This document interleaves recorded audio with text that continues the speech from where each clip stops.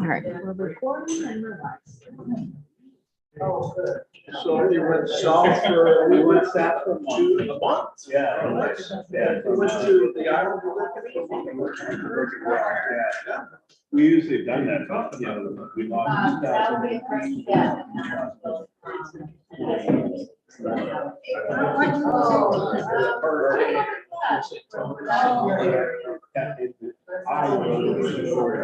Right, oh, yeah. I remember now the pictures.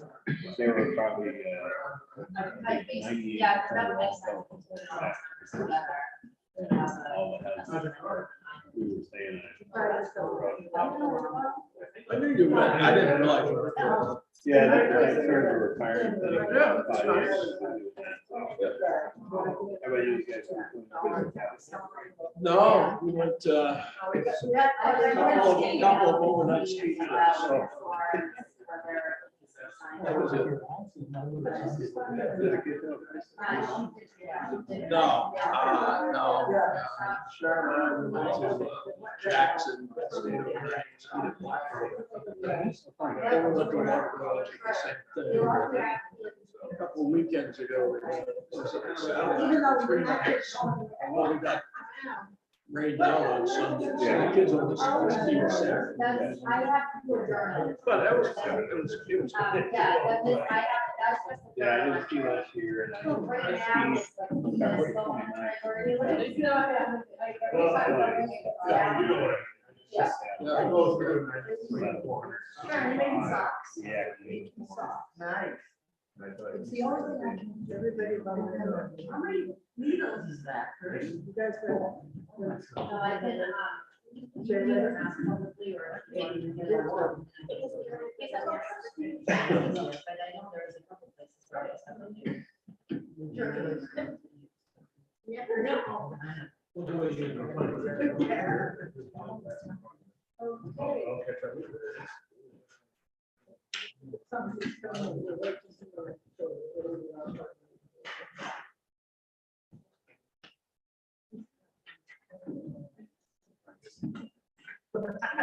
Jenny right there, like.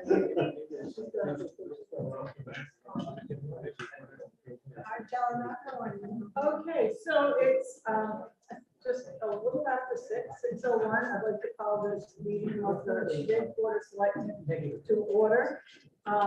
Just for public information, Mike Day has been excused. He's on vacation in North Carolina. And we all wish we were in North Carolina. So that's why he's not here today. So this is the opportunity at a meeting when members of the public, if you have items that are not on the agenda, you'd like to bring them to the attention of the board, this is that opportunity. This is not a debate, it's not an opportunity to solve a problem, but just to identify a problem. And if you want it to be on a future agenda, you can just contact me and I'd be happy to figure out whether it should be an agenda item, a workshop, or whatever the issue is. Is there anyone who has something that's not on the agenda they'd like to bring to the board's attention?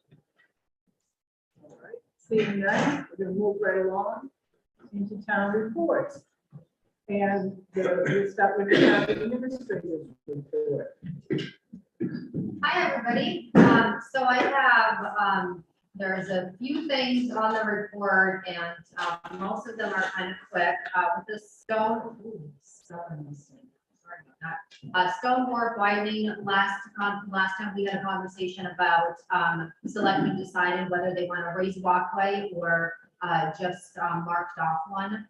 And so I had contacted Travis from CDM Mahar. They're going to work on that report when it's ready. They will provide it to us and then they'll be able to share that with the selectmen. And then I'm going to skip down. I'll leave the dredging for the last one. Indian Point update with the hook. We're anticipating that there will be a report from Barney Baker in the next agenda. Determine what could be done on an emergency basis to prevent further damage down at the hook. So that will be coming your way. Boat engine for the harbor master boat, have not found one, still not having any luck, still looking. Bookkeeper, nobody wants a job, so we still don't have a bookkeeper. And then with the dredging, there's been a number of different things happening with that. Dredging is underway, as most of you have seen. We had a conversation with the owner, or not the owner, but the individual who's in charge of it, who was living on the island a couple of weeks ago, about wanting parking spots allocated down there. I didn't provide him any one way or another because it wasn't up to me to decide. So if the selectmen want to do that, they by all means can do that. I did speak with them today. They're anticipating that they're going to be done in less than 2 weeks. So I spoke to the owner of the company who said he's looking like the time frame is about 7 to 10 days and they'll be done. So at this point, whether you want to provide these parking spots or not, they seem like they've done just fine without. There's been a conversation that has been raised, and this is where 2 decisions that the selectmen need to make. One is about putting the floats in before April 1st. Our policy states that they do go in the water after April 1st. There has been a recommendation made by CDC, Ted Augustine, who is on the dredge, and I have also spoken to the individual from Army Corps who comes out here, and all 3 of those parties are suggesting that we can put the floats in as soon as possible. So then that way, if an emergency cases needs to tie up, so they're not being blocked or they can't get in, they have somewhere else to go temporarily. And then the other decision is that there's been a conversation that was sparked about potentially lifting the CTC float, dredging or removing it, not even lifting it, removing it completely out of its spot, dredging there, and then putting it back. After speaking with the owner, we do have to go through additional DEP permitting, which is really a long shot.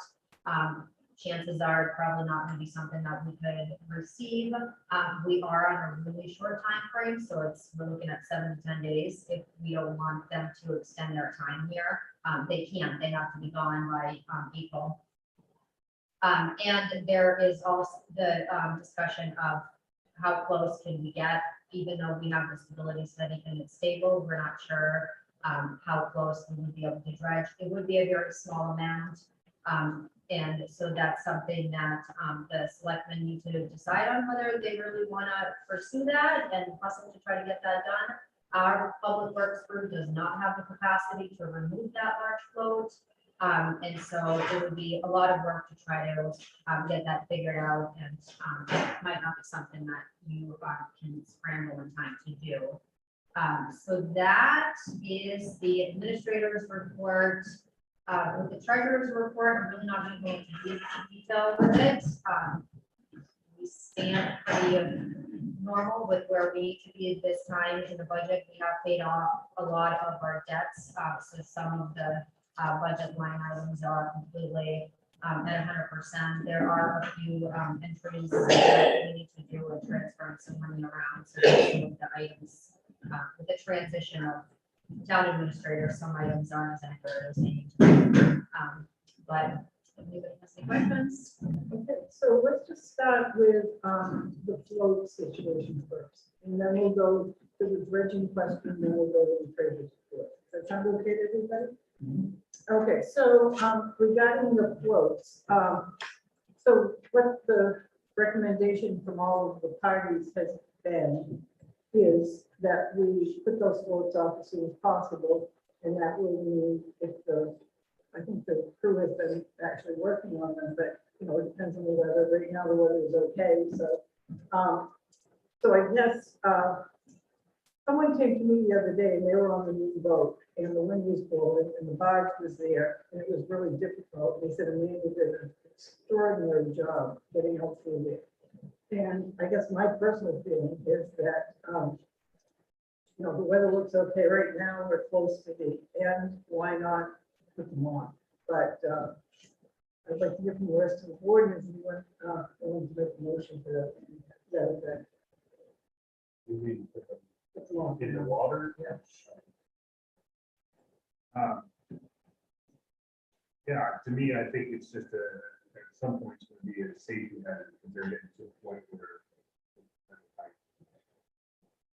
I've seen CPC have to go all the way around sometimes. Yeah, I'd like to make a motion that we set the seasonal floats back in. ASAP. Yes. Is there a second to that? Anybody have a second? Okay, well, if we don't have a second, we can't talk about it anymore, if it will die. So usually you get a motion and you talk about it. But we'll talk about it anyway. All right, I'll second the motion. Okay, so what's the conversation? I was just, there was one thing brought up about the public works. Enough time to service them, so they be putting them in potentially to the ground without, you know. Yeah, and originally when this conversation surfaced, it was over the weekend and there, Matt and I Matt from CTC and I talked about it. And from CTC perspective, they were understanding that this could take a little bit, a couple of days to develop, but there were some individuals who felt that it should be a rush process and they should go in as soon as possible, which was like, let's put them in Saturday or Sunday. I did speak to Public Works. They've pretty much put everything else they have to do on hold with the anticipation that this is something that could possibly be happening tomorrow. They've gotten the floats ready. I mean, they busted their butt this week. They got them ready, they got them fixed. We weren't sure if the outboard was gonna be ready in time, so I talked to Matt, they got their CDC float outboard ready. But then Public Works did get our outboard ready as well. So as it stands right now, those floats are in good shape to go in and they wouldn't have to do any, because the concern was before that they might actually have to take them out or they have to go on them to do routine maintenance, but they pushed through, they hustled and they got them ready.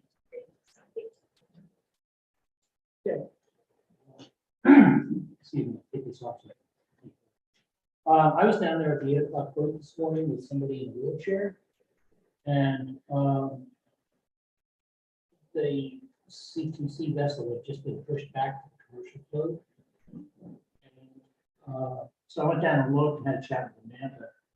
And basically, there was no way that the wheelchair was being lifted up the 18 inches into a bouncing boat off of a bouncing boat. It just didn't seem like it made a lot of sense.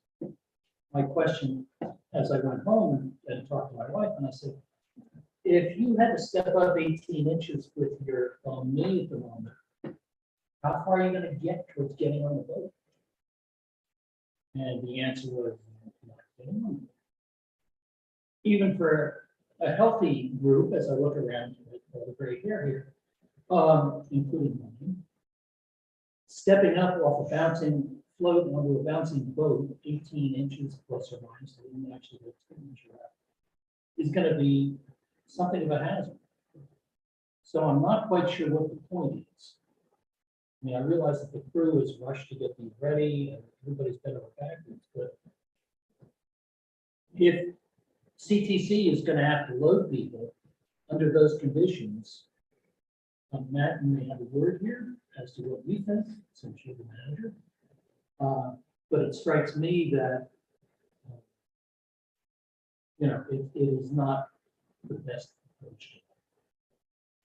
Yeah, definitely far from ideal, and the 8 o'clock boat this morning for sure was not ideal. I think that and I think Vika would probably agree with me that this dredging operation and the company that has awarded the contract to perform the work, as well as Army Corps, sort of continue to throw curveballs sort of at the last minute. And the 8 o'clock vote this morning is an example of that. So we had no idea that they were gonna need to be dredging right where we were at that time this morning. No time to really plan for it. So, yeah, it wasn't a good situation. And having people step 18 inches up into the boat, and I would agree there's probably something like that. Is not really acceptable. So what we did as a sort of a temporary stopgap is I had somebody run down and pick up a step, which helped with the problem with people getting off from the 815 onto the float. I think that's a pretty workable solution to have a one step up into it. It's still not like floating from our float that's purpose built for the ferry. Ideally, we would be able to move that float over to the other ramp if we had to. The town does have the old float, I think, from Cousins Islands that does fit our ferry. Right. I understand that float hasn't been in the water for 7 or 8 years, so that the likelihood of that getting in the water is pretty low. I think the idea behind putting 2 or 3 floats out, the seasonal floats now is just that. For a couple trips, you would be able to put a step down there and be able to continue to offer our service uninterrupted, and especially with the way that the dredging has gone so far, where it's sort of unpredictable where they're going to be. I think it would be a convenience to 90% of the population of the island that would be able to take that step up. I would say it's our recommendation.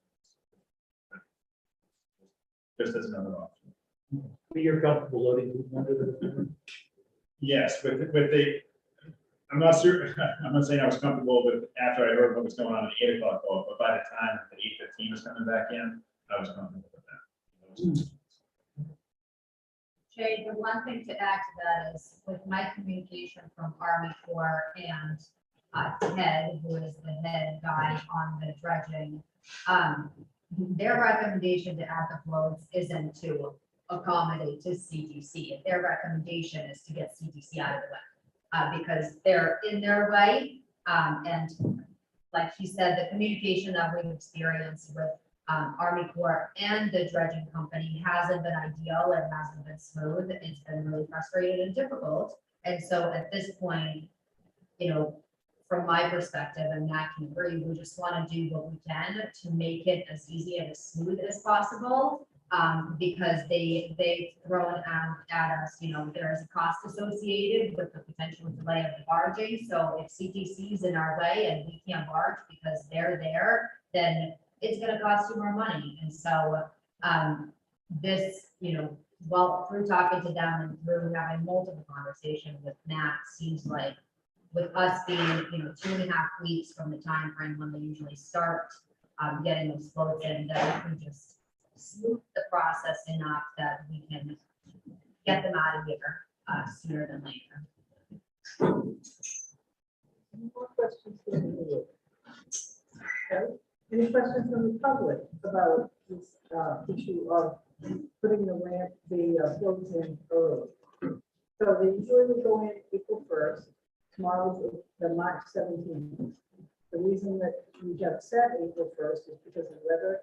The weather looking up for the next week looks okay.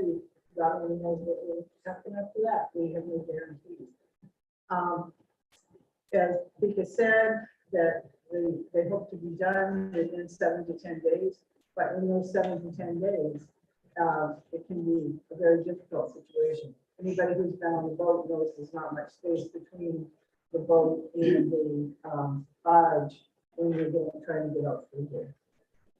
So, are there any comments? Paul? I don't have a problem with the floating early if this is what it takes to get it done. But I thought that the burden was on them to work around all activities in the town of Shelby. They were well advised in advance of CTC schedule, limitations for logistics on an island, as well as the potential interferences. So if they're taking mitigating with this, I don't see the fair in a residential spot. We're all trying to get this done. But I thought we were we've had to go to the head person in the Army Corps, who was the only reason why we even got dredged. We just had to talk to him in order to even get them to respond to her. And immediately after she contacted him, things changed. But this is not been easy, we just tried really hard. Yeah, no, I'm just saying, you No, know. I that- think, Paul, I think you're right. It's Yeah, we ideal all that think you're would be the case, and I think the frustrating part is the issue that we're experiencing with CTC being in the way. From my perspective, is they should have known that this was gonna happen, why was this planned more accordingly in advance? And when I raised that question, what has come back to me was, well, isn't it in the best interest of the town to get this done sooner than later? And it is, but we're paying a lot of money to do this, and from the town's perspective, from CGC's perspective, there have been sacrifices that have been made, but at the end, it just, you know, we've spent these couple of weeks kind of treading water with them, and there's been little communication and no communication, or responses, no responses. And, you know, I've gone to the person in charge, and then I've got some responses, and while the communication is open right now, that seems like it could be a simple solution for us to really smooth things out and get the process done and out of the way. So, you know, it seems like it could be the best case scenario, because it is, the communication hasn't been good, but I don't think it's gonna improve either, so. Thank you, Paul. Michael? Yeah. Communication, yeah. But they've got a great, ultimately where the ferry lies, as well as other places. So, and ultimately, she's gonna have to move for a little while in order to do that. And they can't dredge under her. So, seems like this seems to be the, even if not optimal solution, but the CDC will fly out there for a couple of trips. I'm going to take some scoop out that piece of the journey basin, and maybe not do it on a really crappy day. Yeah, I think we don't have any choices. I think that personally, I just think we need to put those floats out there, and CGC can use them when they need to use them, and use the other float when they don't need to use them. I mean, I think that they're going to be their call. Is there anyone else in the audience who has a comment?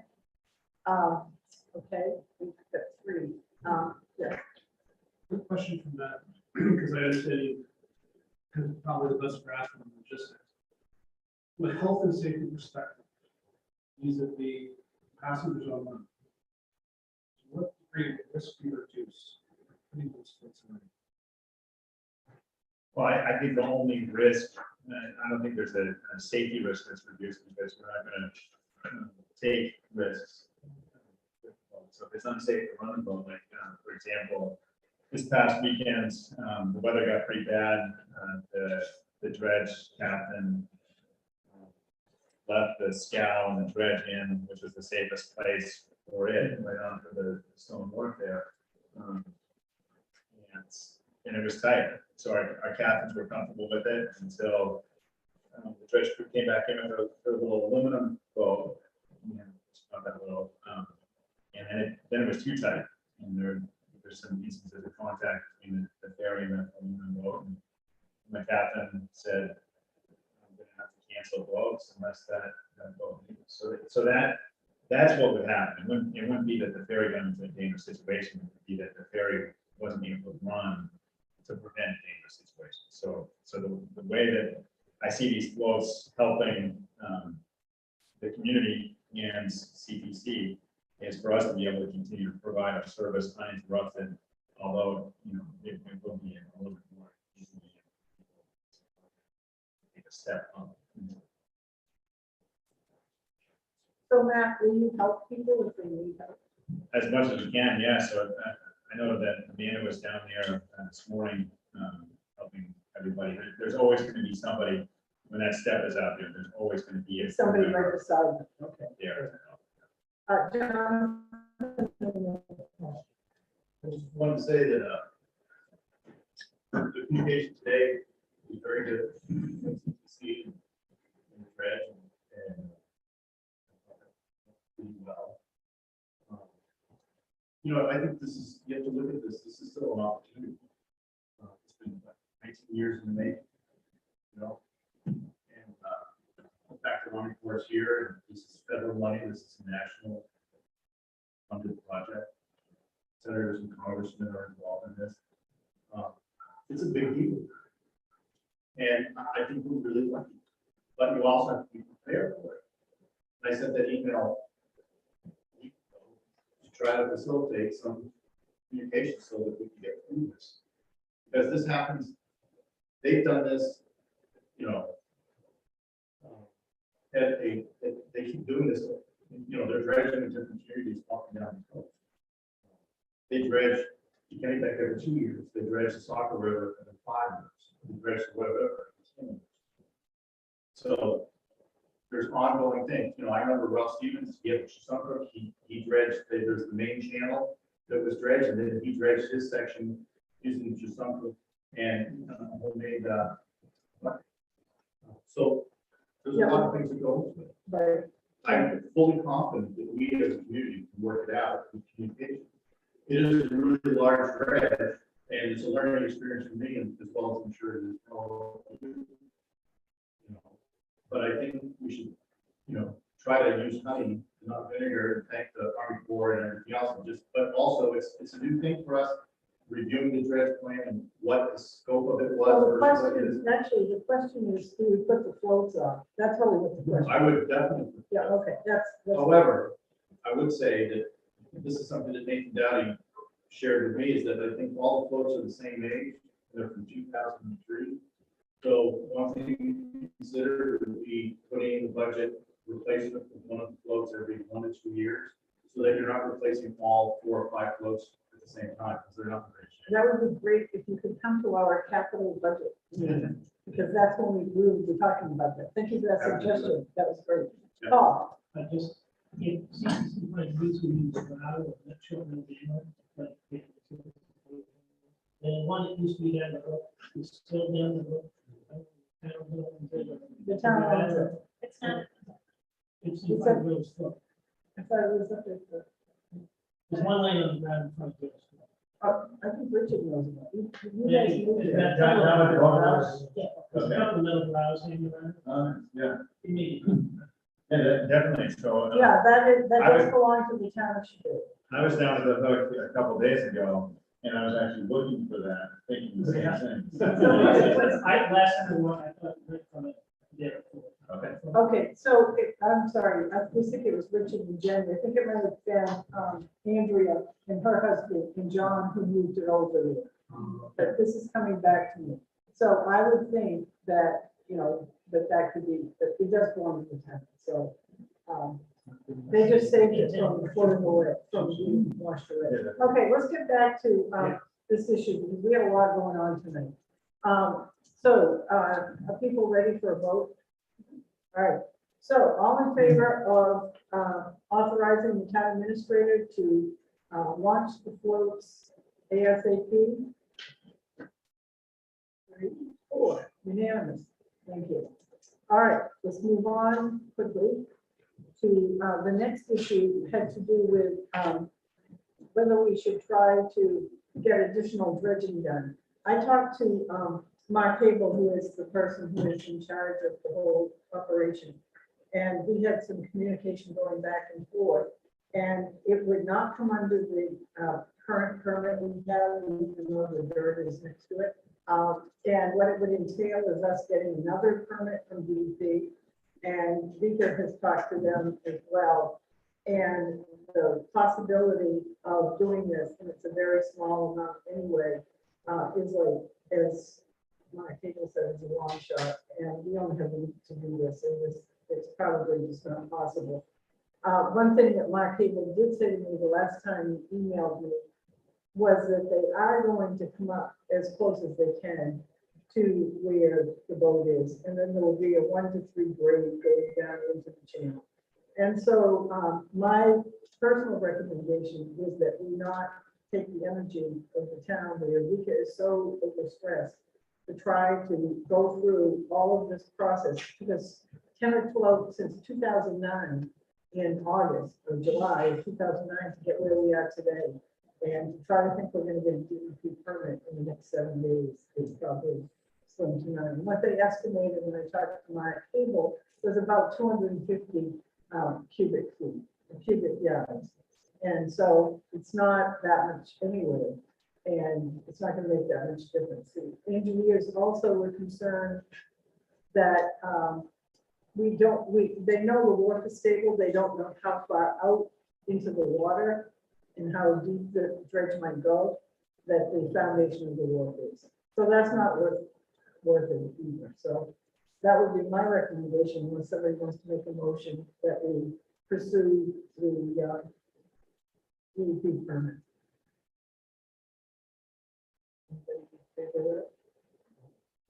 Okay, and John, Just say that you're gonna need to look at it after.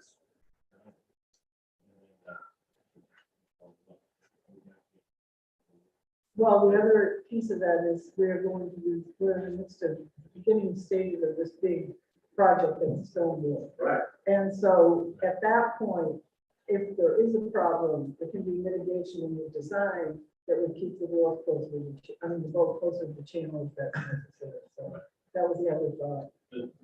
Just so you know, just a brief amount of time I've had with French and Crew, so forth. They've done this many times.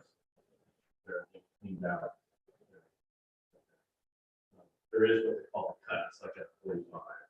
So there's the black line of the channel, and then there's a cut. It would still help if the flow and the commercial work. But it's not part of the contract. Yeah. Okay, so let's move on. So now the treasurer's report. Do anyone have any questions of Peter about the treasurer's report? Okay. Big, I noticed on the revenue side, on the February report, we issued fines with like it's $600 year to date. February treasurer's revenue on February, Yep. which one? Year to date, number 351, police issued fine. Is that parking? About 2/3 of the way down. Yeah, so year to date, that would be collecting the $20 parking That's tickets parking tickets. down the locations.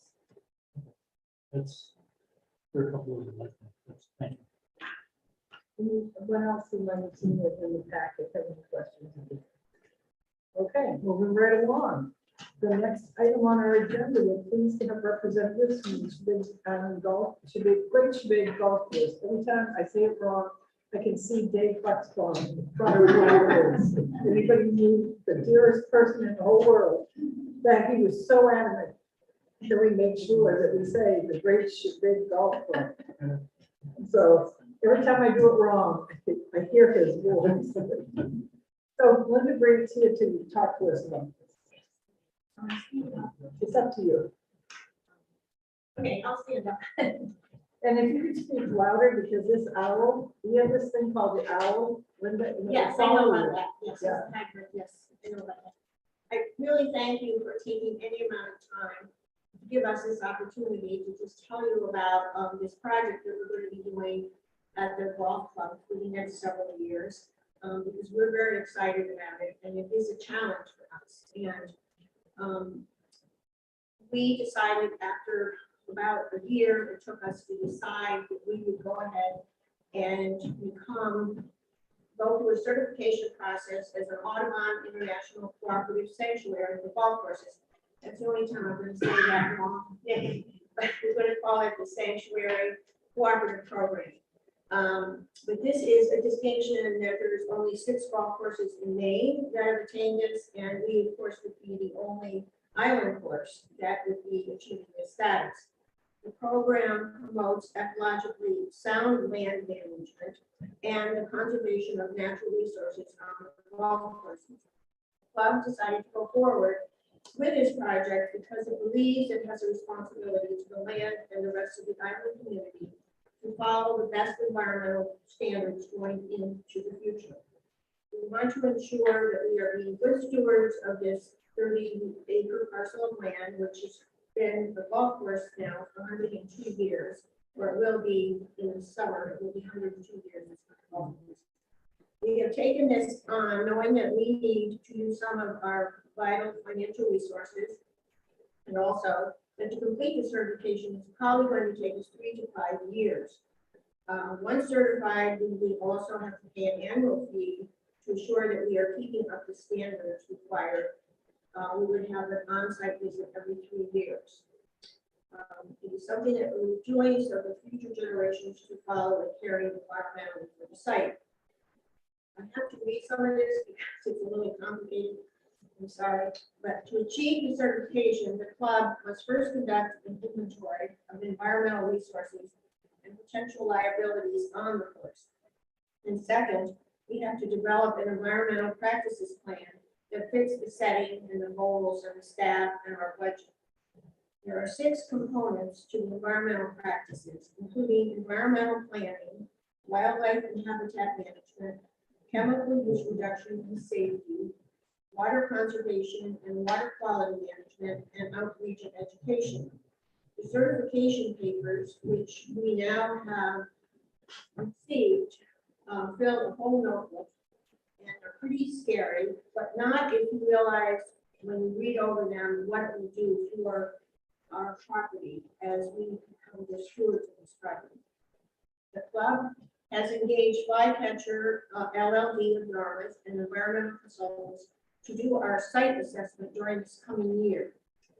We anticipate this will take 3 to 4 months of site visits, doing research, and working with the various state entities as to how we should go forward with our environmental practices. And they will assist us and guide us in presenting these practices to the Audubon International for their approval as how we will go forward. As we look at the management plan, it anticipates a lot of community organizations and individuals of all ages may be assisting us as volunteers or working with us to learn more about how these environmental practices will work. We have already been in contact with the Chesapeake Cumberland Land Trust, the Friends of Pasco Bay, and the Island Institute to understand how they can assist us with their data collection and their knowledge. Outreach projects such as study of wildlife habitat, assisting in building and caring for wildlife habitat on the property, such as bird houses, bat houses, pollination gardens, managing invasive species, which we have plenty of on our shoreline, and mitigating sea level rise damage, which we might have, and protecting the freshwater streams on our property, and using the best plant materials, basically native plants, which we will be replacing plants that are not native on our property. We also plan to publish a simple brochure to outline how we are attempting to follow this, and to this brochure will help assist in advising others, island residents and other clubs, how we learn through our process. But over the past several years, the golf club has adopted several significant environmental practices that we think are going to give us a head start on the certification. We built a drainage pond, which you're all familiar with, which provides the only water for irrigation on the course. The pond has made it possible to take no water from the island aquifer to do our irrigation. Plus, it is a town fire pond, and we're very happy we can share that with the community. Equally significant is that the club has reduced our use of chemicals by almost 90% within the last 3 years, therefore preventing any large runoff of toxic materials into the bay. When I talked to the Friends of Pasco Bay, I asked them about the water testing here, and they said we don't have to test along that shoreline because it is not necessary. They do not see any appearance of algae, which is the first thing that would be an indication of poor water quality. This past year, we also installed a concrete pad and wash station so that the grass clippings, grease, and oils are collected and they're not just lying around on the ground to eventually drain into the soil. And we also have you play golf, you might notice this, we don't mow as much, and we mow higher on the fairways, to, protect the water retention, but this will hold the water better. Now, why would we perform all these good practices without, and we don't need to be certified, but we believe that it is already, because we're already on the National Register of Historic Sites, this is just another incentive to be a course that is responsible to its site and to the community surrounding it. We would like, the select board, on behalf of the township, to be considered one of our partners in this endeavor. That does not mean financial assistance. We have to know that. But it does mean. We're waiting for that. Yes, but it does mean understanding and approving of the project and how we are stewarding our small part of the island.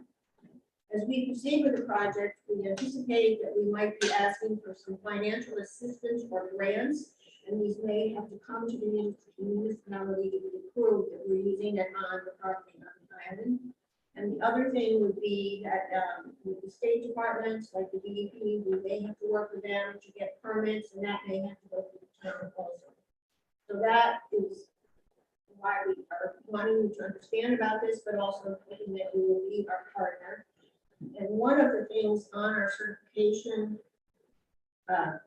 this huge certification form, which is about 50 pages long, is asking for a listing of local resources. And we hope that we can add the township to that list.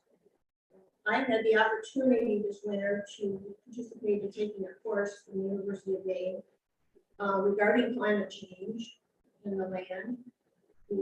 And from what I have learned from this, we are all past time to start doing something to help out our earth. And this is exactly why the club feels that this is important, and there's no time to lose in taking on the tasks of becoming the best possible steward of this land. So I would hope that you are interested in our project. I will always be, I happen to right now be chairman of this sanctuary program project, and I will keep everybody up to date on what's happening. And I would just like to give this a stamp of approval. So, so at some point, if you were applying for a grant, you might get a letter from the Yes, town. exactly. If you, you know, and we all know that certain things have to go through the planning Yes. board, and they would have to All of it. follow the same kind of criteria that everybody else. And that's why it's probably going to take us 3 to 5 years, because everything takes time. And as we know from getting our own permit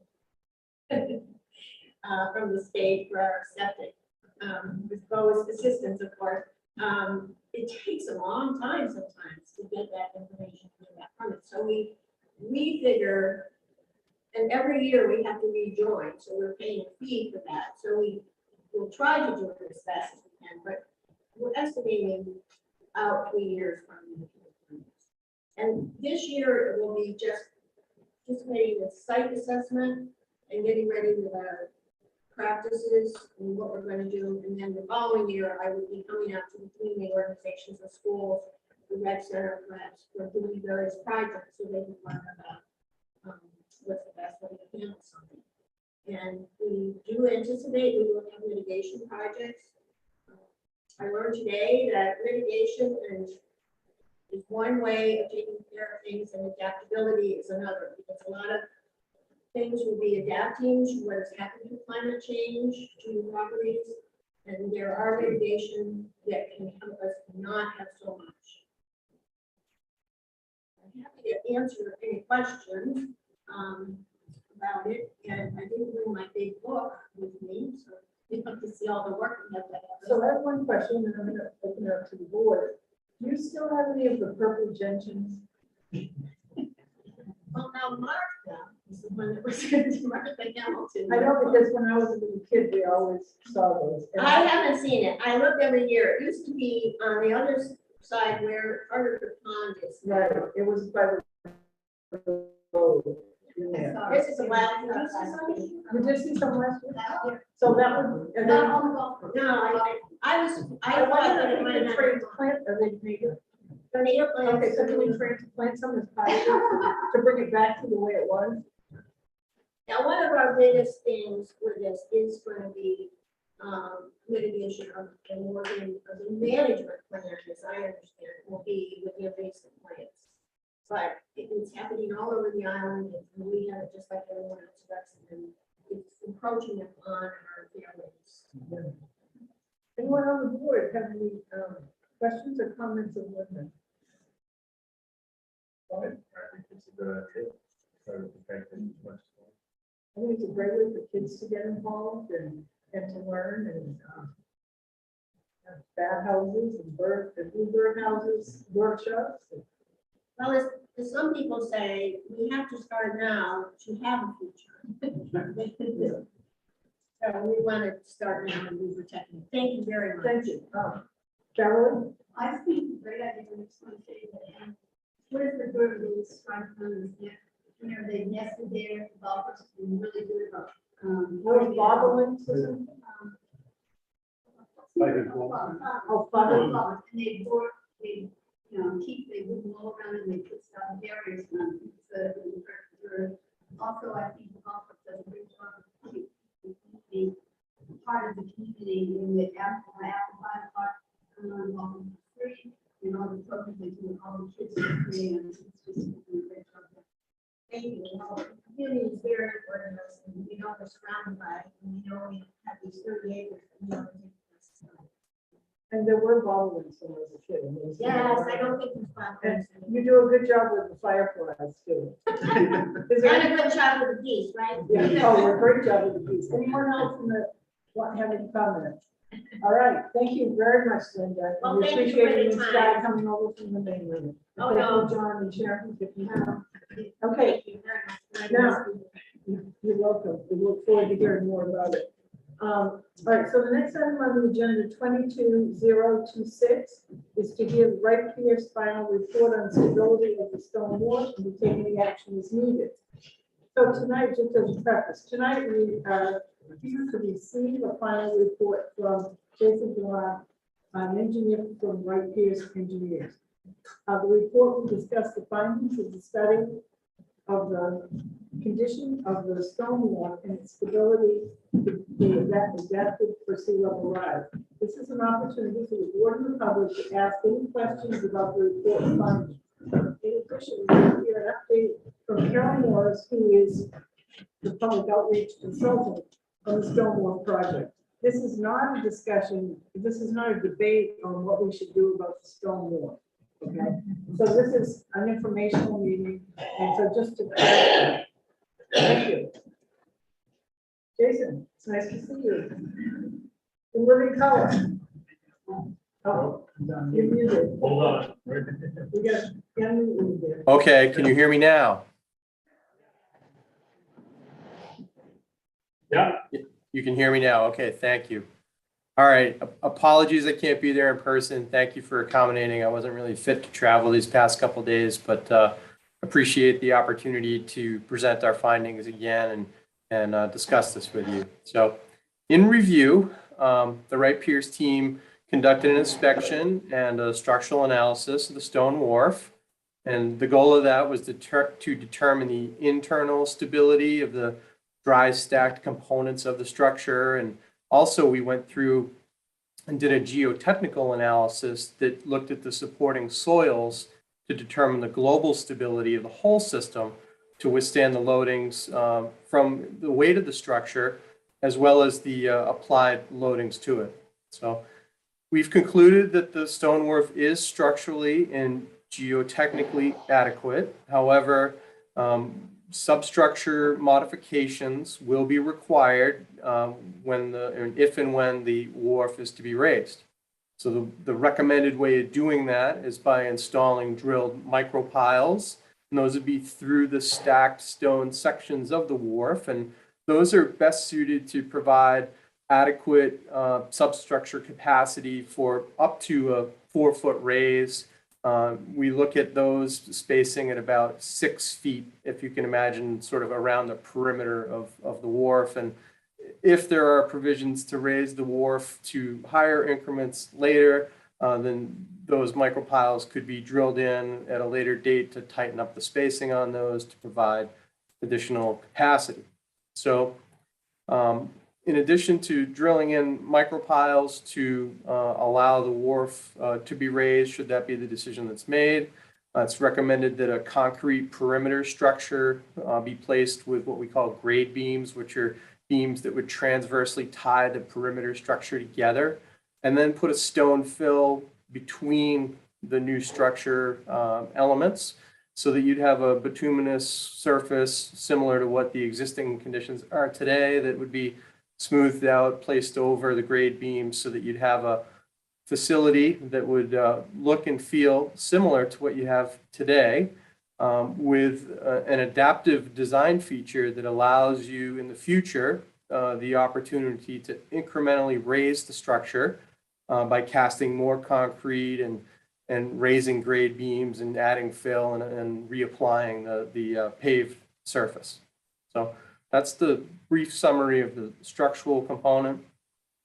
Switching gears a little bit, among the biggest issues is how high to raise the stone wharf. And that's certainly a decision that we'll make together. We'll make recommendations to you in the near future based on the solution that we hope provides the best value for the town, for the intended uses and the expected service life of the facility. And the intended uses, that's the part that Carol will speak to in a few minutes here. So touching on the elevation piece of the stone wharf. So the top of the wharf, as we've talked about through other presentations, is currently at a working elevation of about 8, and some components of the wharf are, say, at elevation 10.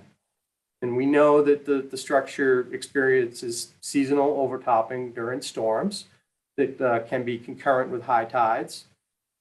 We know that apparent sea level rise plus storm-driven waves are predicted to exacerbate the overtopping of the stone wharf, resulting in possible operational difficulties and safety concerns for the facility users. So with sea level rise, there are multiple studies and reports that have been conducted over the past several years. So I'm going to touch on the 4 that we focus on. And then I'm going to address one of the questions that came in since the last time we all spoke. So the first is how we deal with sea level rise, or actually, let me back up, excuse me. Before I talk about sea level rise, I want to talk a little bit about the FEMA base flood elevation maps. So when we think about how sea level is set, irrespective of sea level rise, the current published map is at elevation 9.3. Remember, I said your working elevation is about 8. And then there's a preliminary map out there that FEMA soon intends to publish that shows a base flood elevation of 20 at the vicinity of the stone wharf. And as we've talked about, that is an elevation that should be contested and should come down somewhere around the 12 to 14 range. And there's a process to go through to change that elevation for FEMA. So that sort of sets the basis of right now your 100-year storm elevation is 9.3, and you've got a wharf at elevation 8, and we understand that it overtops a few times a year.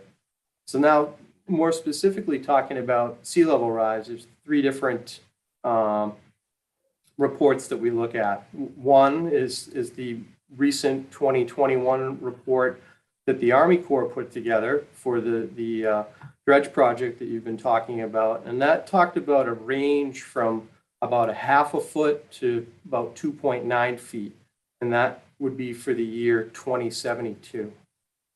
Another study that we look at is done by Coastwise here in Maine, and that approach is based on risk tolerance, and we would recommend that your facility has a low risk tolerance for flooding based on the uses. So in that scenario, year 2070, we're looking at a projected sea level rise of 3.5 feet.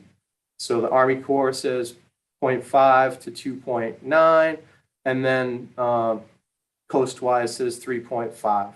And then finally, there's the Maine Climate Council, and their approach is to set 2 scenarios. One where you commit to manage, and then the other where you project another elevation that you would prepare to manage to, and that ranges from about 2.5 feet to about 5 feet. So what you can see from this is sort of like predicting the weather.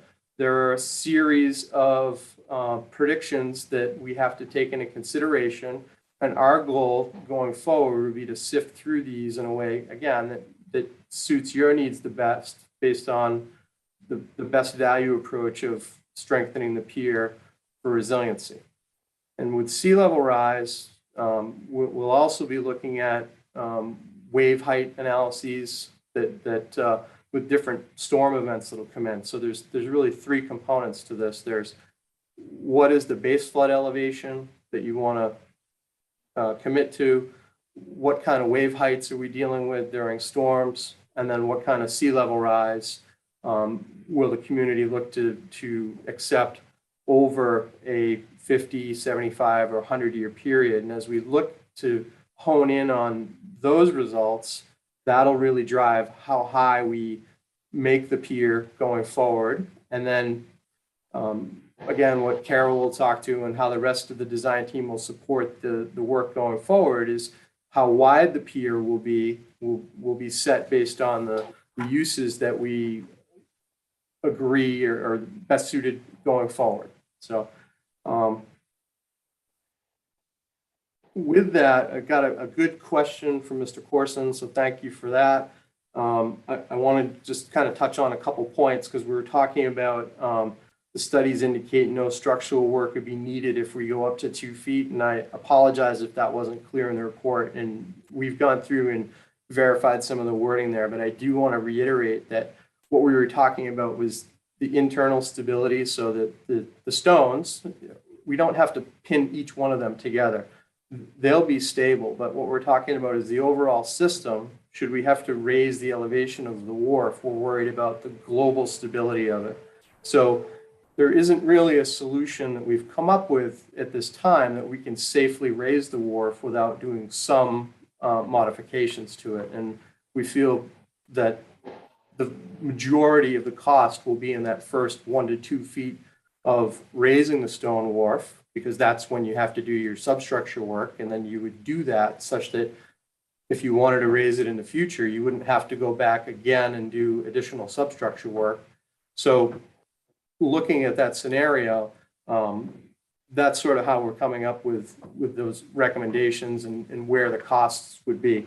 So there was a question about, no work needed as far as the first couple feet. There's this question about should we raise it 16 to 24 inches? And that's a decision that if the town will take direction or give direction, we'll set a standard on that, understanding that there's a series of studies that have been done. We have an opinion that you should probably be prepared to raise the facility on the order of 3 feet, somewhere between 3 and 4 feet, but we also understand there are operational difficulties with some of the fishing access to do that. So we're thinking about ways to step that so that it's not a uniform raise. Otherwise, I think that hit it as far as the questions. 2 foot sea level rise projection, 4 foot sea level rise projection, and no structural work. So I'm hopeful that that clarifies the work and answers the question. So are you ready for questions now from the board and the community?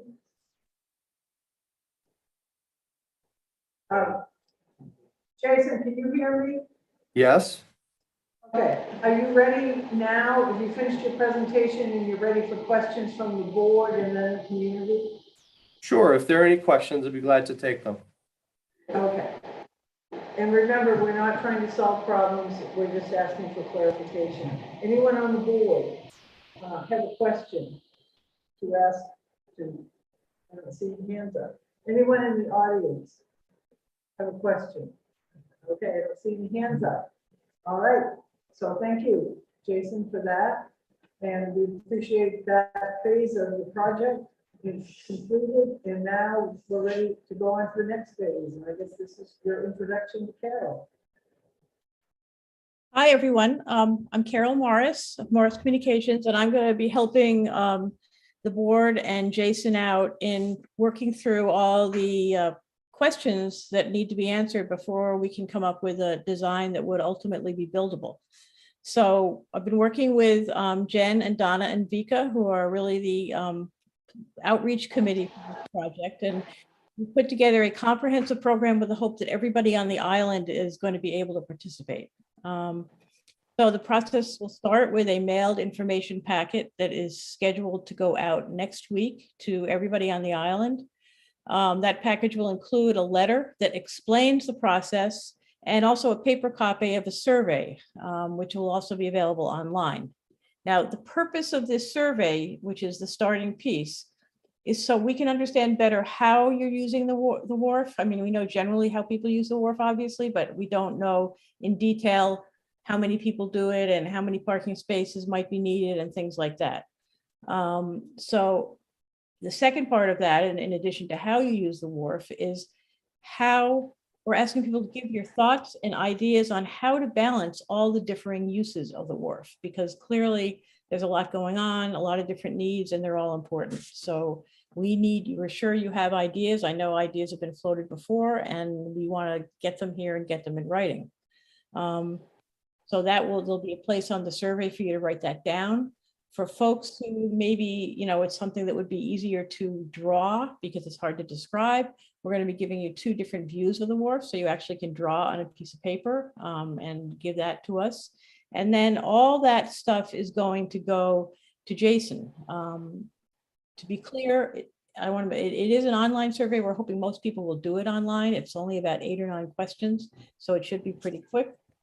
We're going to be asking for the surveys and your ideas to get back. We're on a fast track here early in April. Then Jason and his team of engineers will look at everything, make sure, pull out the ideas that are feasible from an engineering perspective. And then we're going to set up 4 meetings, 2 in the beginning, 2 in April and 2 in May. And they're going to be very topic specific. We'll hit a topic in each meeting, talk about it, look at the ideas. Jason will answer questions. We'll do a lot of back and forth. They're really going to be more like workshops than meetings.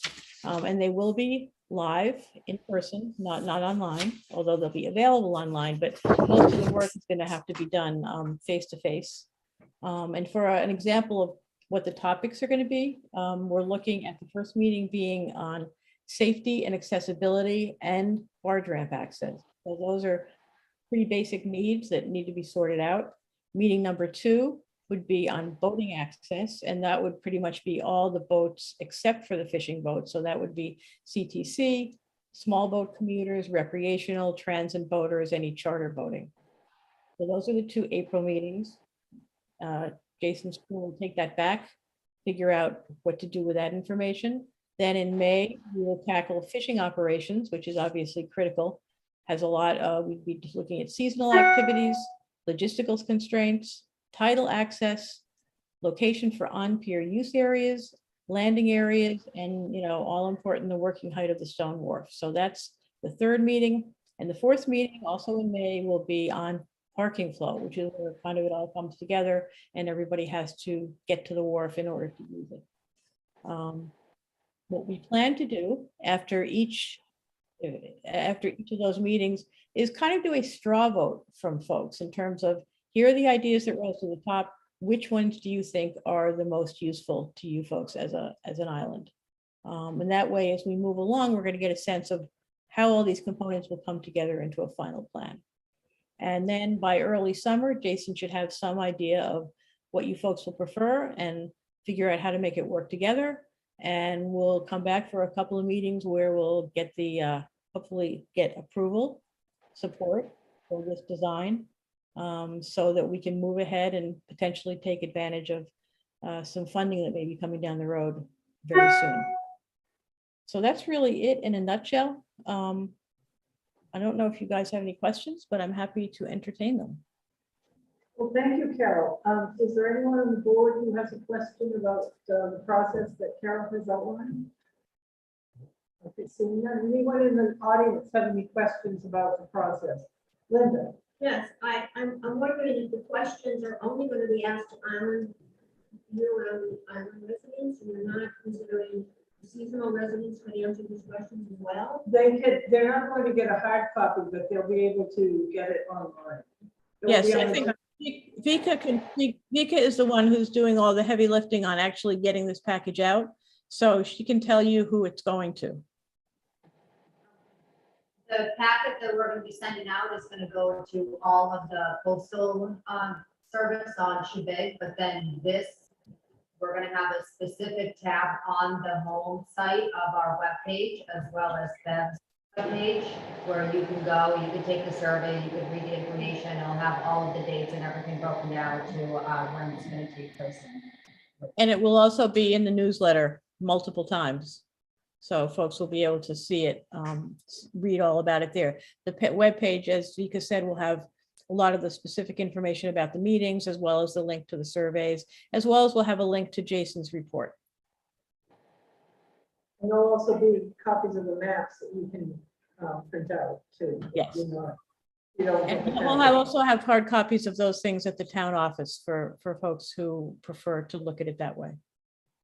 Right, and will those 4 meetings, which are in May and June, will they be on Zoom or will they be in-person meetings? They're going to be 2 in April and 2 in May, and they'll be in person, but we haven't got that far to see how we would do it. I don't think we. That they will take place in person. They will be broadcasted live for you to see. But as of right now, we don't have the capacity to allow participation. So you'd have to come in person to be able to participate in those meetings. Well, you could possibly have a chat box so that people would put that in when you are. That's one way to do it, so that you don't have. I think we might be able to work. I'm sorry, I can't hear the people in the audience all that well, but I think we might be able. And because of that, I think we might want to try something that, where we have somebody on a laptop to see emails coming in, things like that, where people who are watching can have some kind of interactivity. Yeah, that's great, Carol. Yeah, I think using the chat box or something like that and having somebody who's dedicated to monitor it. Yeah, because that would be a workshop. It won't be a selectmen's meeting. So that's a workaround. We got to figure that out. Thank you, Linda. Anyone else in the audience? It's kind of dark here, so. Okay.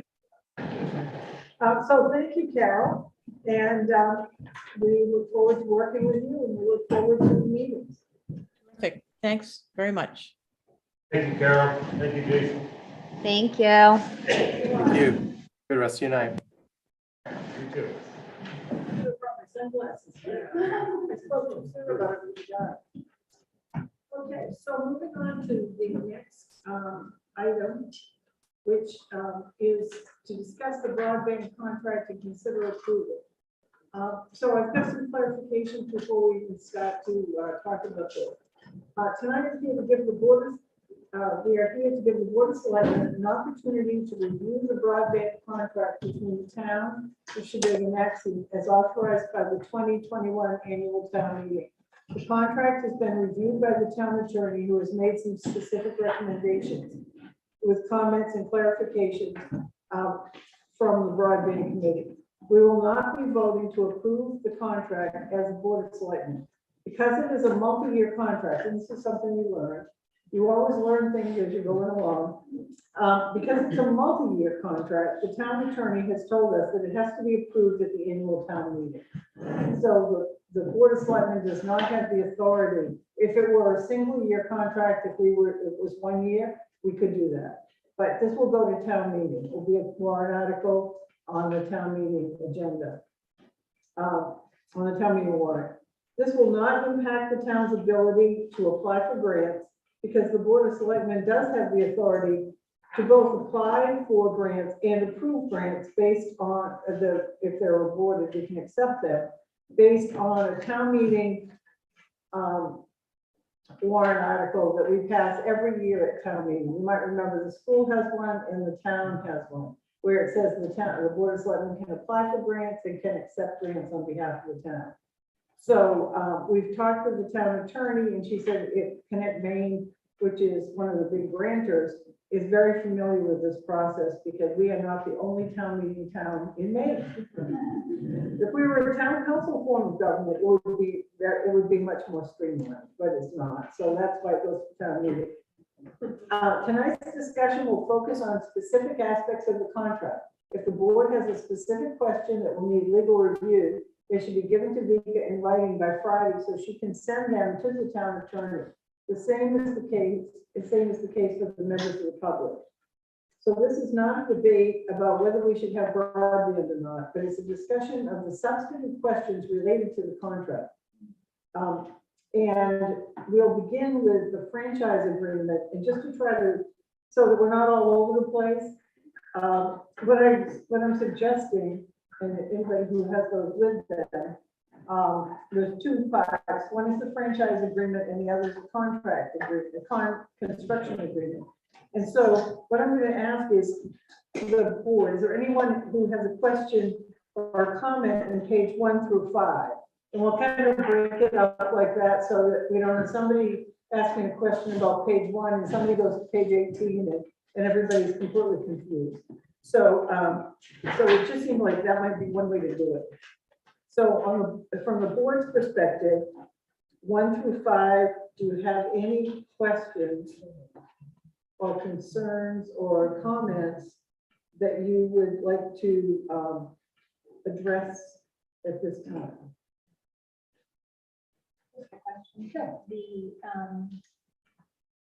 All the updates that were made for this, is that by the town attorney? Yes, all the reds are from the town attorney, the blues are from the broadband committee. Yeah, most of the comments, I mean, it looks pretty red as being a teacher. You would never send this home to a student. It would be so devastated. But it's because things like, instead of Shebig, it says the town, and it's got the system in front of system. I mean, it's like that kind of stuff. There are a few substantive issues, but most of this red has to do with wordsmithing.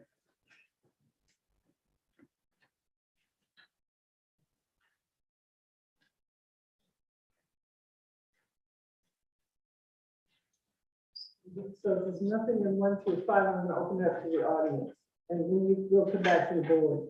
Is there anybody who's really looked at this who has questions or concerns about anything on pages 1 through 5? Paul? Oh, pages 1 through 5 or sections 1 through 5? No, pages 1 through 5. I'll wait for the section. Pardon? I'll wait for the. Okay. Thank you.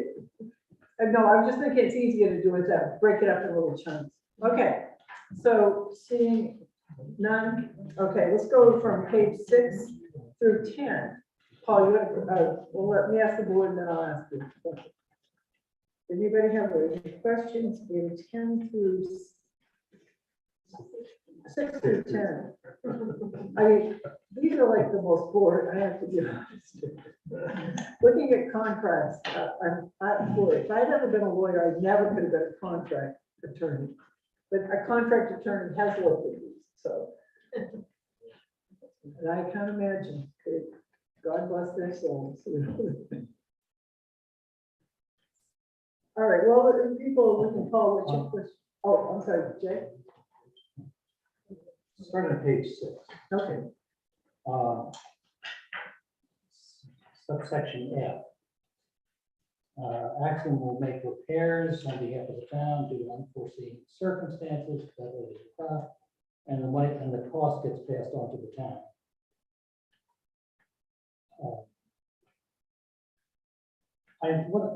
This whole agreement, I mean, we happen to hit pages 6 through 10, which I've got a bunch of questions. Basically, we're going into the broadband business. We are going to be a broadband company. And the way this is written is it's our money and it's our liability, and we're hiring Axiom, who's going to subcontract the work. In the process of this, we have the liability for everything. Axiom has virtually no liabilities in this process whatsoever.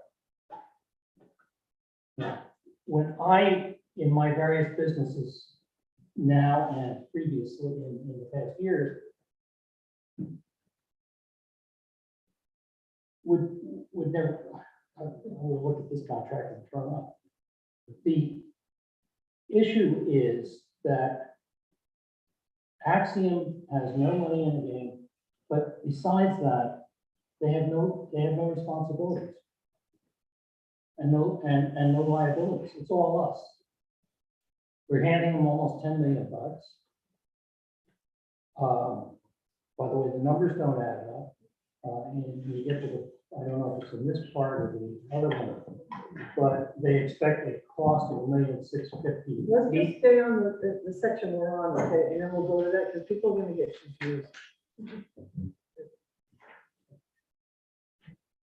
All right, so section F.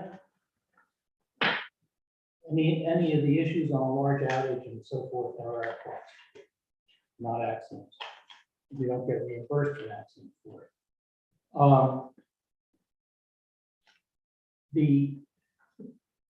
Under item 4 franchise fee G, which is crossed out.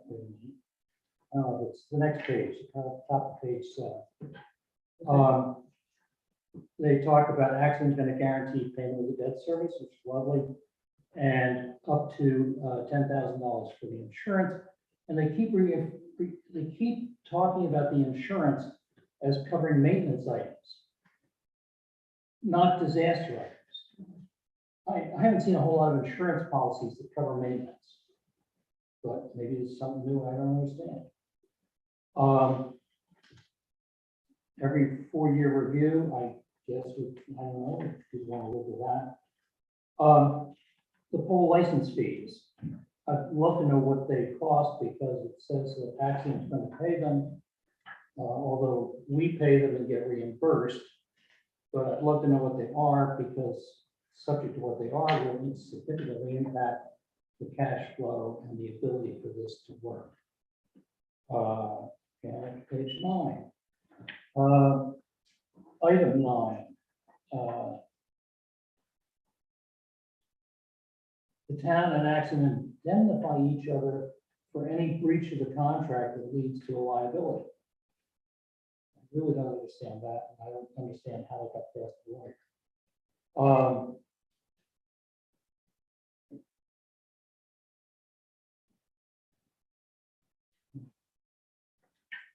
Page 10. Axiom can sell access. So we own the system, it's our system, but if they find another use for the system, can sell access to it. But I think that the biggest thing here is when we get down to 13D, is who from the town is, basically it says to ensure that Axiom's revenue and ability to provide internet service is not adversely affected. If implementing the new service would impose any additional maintenance cost or requirements, Axiom will be appropriately compensated and so forth. But my question is, who from the town is going to be the general manager of Shabby Broadband LLC? Maybe you got a new job? The point is this contract requires us as the owner of our new business to run it. At every instance, when it comes to the other part, which we're not supposed to talk about yet, but the liability and the responsibility for operating this new business is the town of Shabby. And so we have to be prepared to operate a business. And we're not prepared to operate a business. And we're not prepared to do a lot of the things that are required of us in this contract. And that's the difficulty I have. Without getting any more micro. Okay, thank you. I'll just make one comment about this. From what I understand, we haven't got to that point yet, but the idea would be there would be a committee that would be overseeing this, that would be managing it going forward. But I think we haven't gotten to that point. we decided to get through the contracts before we set up another committee. But I think that was a discussion. Anyone else have any, on the board, have any comments or questions about any of this or any, Jay, some of these are, if they're legal questions, can you get those in writing so that we can get them to the attorney? Sure, Okay. I've got nothing else to do for that. That's why I wanted everybody to get a raise on the board of selectmen. But I was the only one who wanted a raise and I'm getting off, so. Because I think I remember everybody saying, this is volunteer and we're willing to put hundreds of hours into this for nothing, so. But anyway, yeah, I think that's really important, just so that people's questions get answered specifically, because if they do that and give people that information. Rather than us trying to trying to come up with what we think the questions are. Bo, did you have a question? Okay, Jen? Okay. Okay, in the audience, Paul had a question on page 6. On page 6, under section 3, system maintenance, I kind of have the same questions, but from a different perspective for Jay. I find a lot of conflicting definitions of responsibilities within both the franchise and construction agreements. But if I stick to page 6, and we talk about system maintenance, which is the title of that section, it appears to be 3 distinct areas. Emergency repairs made on behalf of the town, we will get charged for them after accident does whatever is necessary to get it back up in service. Any upgrades are the joint responsibility. So if the 2 parties agree to change something or upgrade it, they determine the cost, they share the responsibilities. But the one that concerns me is that 3A, it says straight up there that Axiom will maintain everything. And when I read through the rest of the items associated with that, maintenance to me is all the labor, all the equipment, all the parts, and every bit of the effort it takes to keep the thing functioning. But when you read the construction contract, you'll find in the tables within there that they buried a lot of spare parts costs, okay, for the equipment. So if maintenance includes spare parts, it appears to me that in the other document, they're charging the town to build a stock of spare parts. When I see in section 3A, it's entirely their responsibility and on their dime. Okay, so what you're saying is inconsistent between 3A and the construction. And the document. details contained in the construction agreement. So that's something that we would ask the town attorney to get an opinion on. And I think the real question is, within that section, could they further define their roles? Because there are conflicts as you read through other languages. Okay, so Vicky, did you get that, kind of that question? I kind of think I got it. I know where to get the clarification. Okay. All right, thank you, Paul. Anyone else have something in pages 6 through 10? Richard? I'd just like to respond to Dave's comment about why is the town getting into the broadband service. I would like to say that this is all part of the overall infrastructure plan, and the town is in the fire and rescue business as much as they are in the road building business and everything else in this town. The broadband is a complex system that can't be brought in at a reasonable price outside of the town supporting it. And so for us to get broadband, it's been determined not by Distribute Ireland, but by Connect Maine and all the other systems in Maine, that this is the way to do it. And this is the model to use. And so, but it's not like we're in the business, but we're in the business of providing the service, just like everything else we do in infrastructure. Like other public utilities. Yeah, so that, I Is that what guess you that's said? just a Jane, your comment, it's a concern. And it's just something the town agreed to support this at the last town meeting. No, I know you differ on it, but I Okay. just, that's okay. We don't want to start going back and forth. But Jay, would you like to respond? I just thought I was told. No, I'm just going through the chair. No, I'm done. No, my thing was we need to go through the chair so that we don't get a dialogue going back and forth between. I'm done. All right, that's all I was saying. Okay, anyone else on those pages 6 through 10? All right, now let's go to 11 through 18. Might go through the rest of it. Anyone on the board have a question from 11 to 18? Most of this is signatures. And then maps or charts.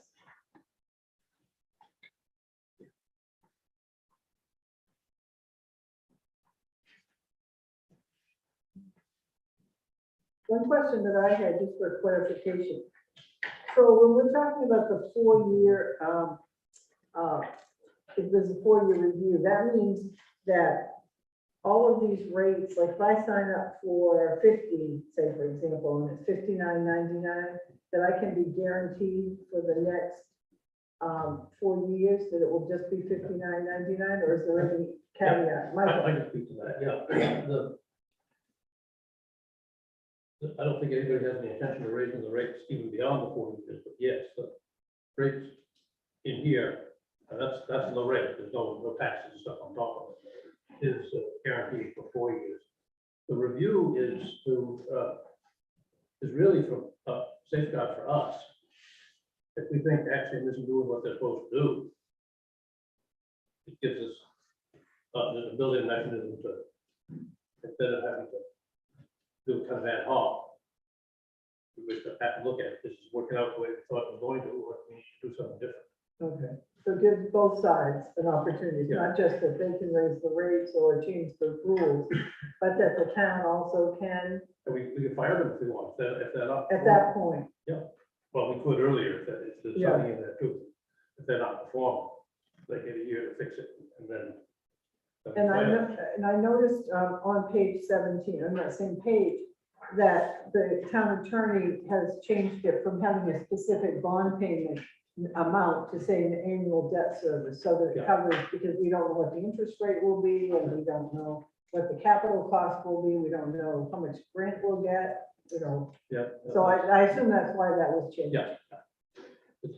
Okay, anyone else on the board before I go to the public? Okay, anyone in the public on those pages, 11 through, hi, Paul. That's okay, don't be. Page 17, don't be- Schedule D, right at the top on the subscriber services.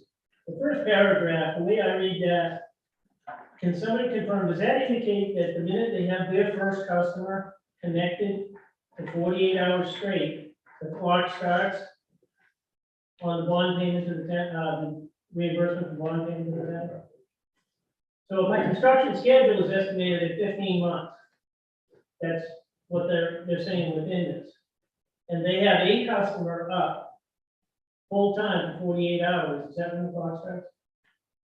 You mean within that 15 months, because the 15 Paragraph months will one. take everybody. Okay, Let me Yeah, I'll let clarify Michael something. answer Let that. me clarify something. The construction schedule is for 15 months, but we won't need money for 15 months, because the first part of it is make ready when we.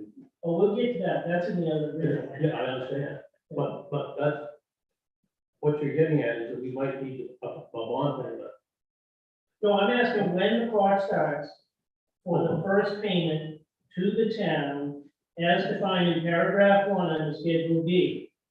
Beginning in the first fiscal year of operation, after the system is established an operational customer connection. Yeah. Meaning operational for the first connection at broadband speed without interruption. That's when Axiom will start to make payments. Do I read that correctly? I guess. Once customer 1 is connected, the clock starts on the payments to the town. Yeah, Okay. that's what that says, yeah. So if they incur delays with underground installations, drops, technical difficulties with other areas, and they only have 10 customers, the easy 10, the clock still started, is that correct? That's what it says, yeah. Okay. Is there anything else That's what they read it. on this part, before we go to the next part? Anyone else have anything in that section? Okay, and thank you all for being patient with me. I just couldn't figure out how else to do this, but except by kind of breaking it up. Okay, so now we're looking at the construction agreement between the inhabitants of the town of Big Island and Axiom Technologies. So again, we're gonna look at 1 through 5, and then, you know, keep on going. So is there anything on pages 1 through 5 for the board that they would like to talk about, or ask about, or comments that they might have seen that the town attorney added.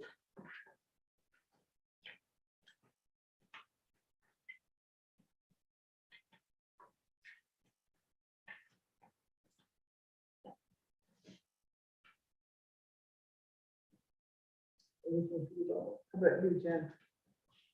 Jay? Lincoln Fire?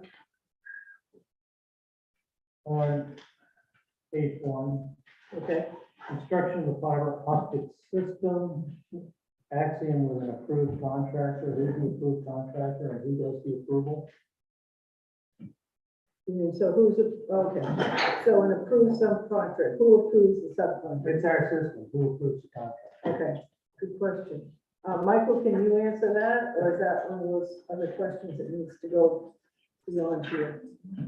I think that's lawyer language. I think they use their subcontractor and, but Axiom, the point is that Axiom is responsible for it. We don't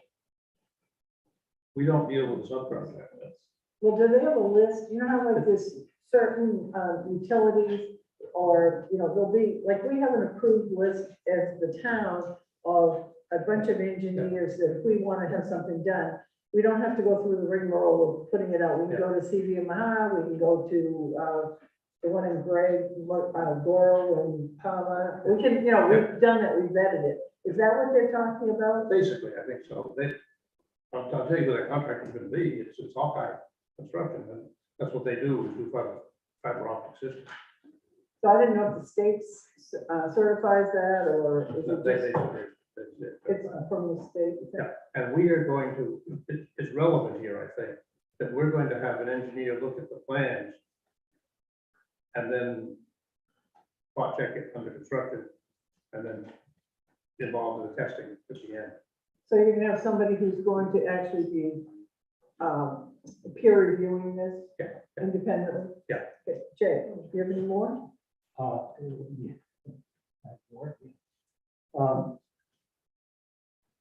Since Axiom approves the subcontractor, guarantees the subcontractor. And if something goes wrong, how are they gonna pay for it? That's question one. And the other thing is I'm really happy to hear that somebody's gonna be overseeing it. How much is that gonna cost us?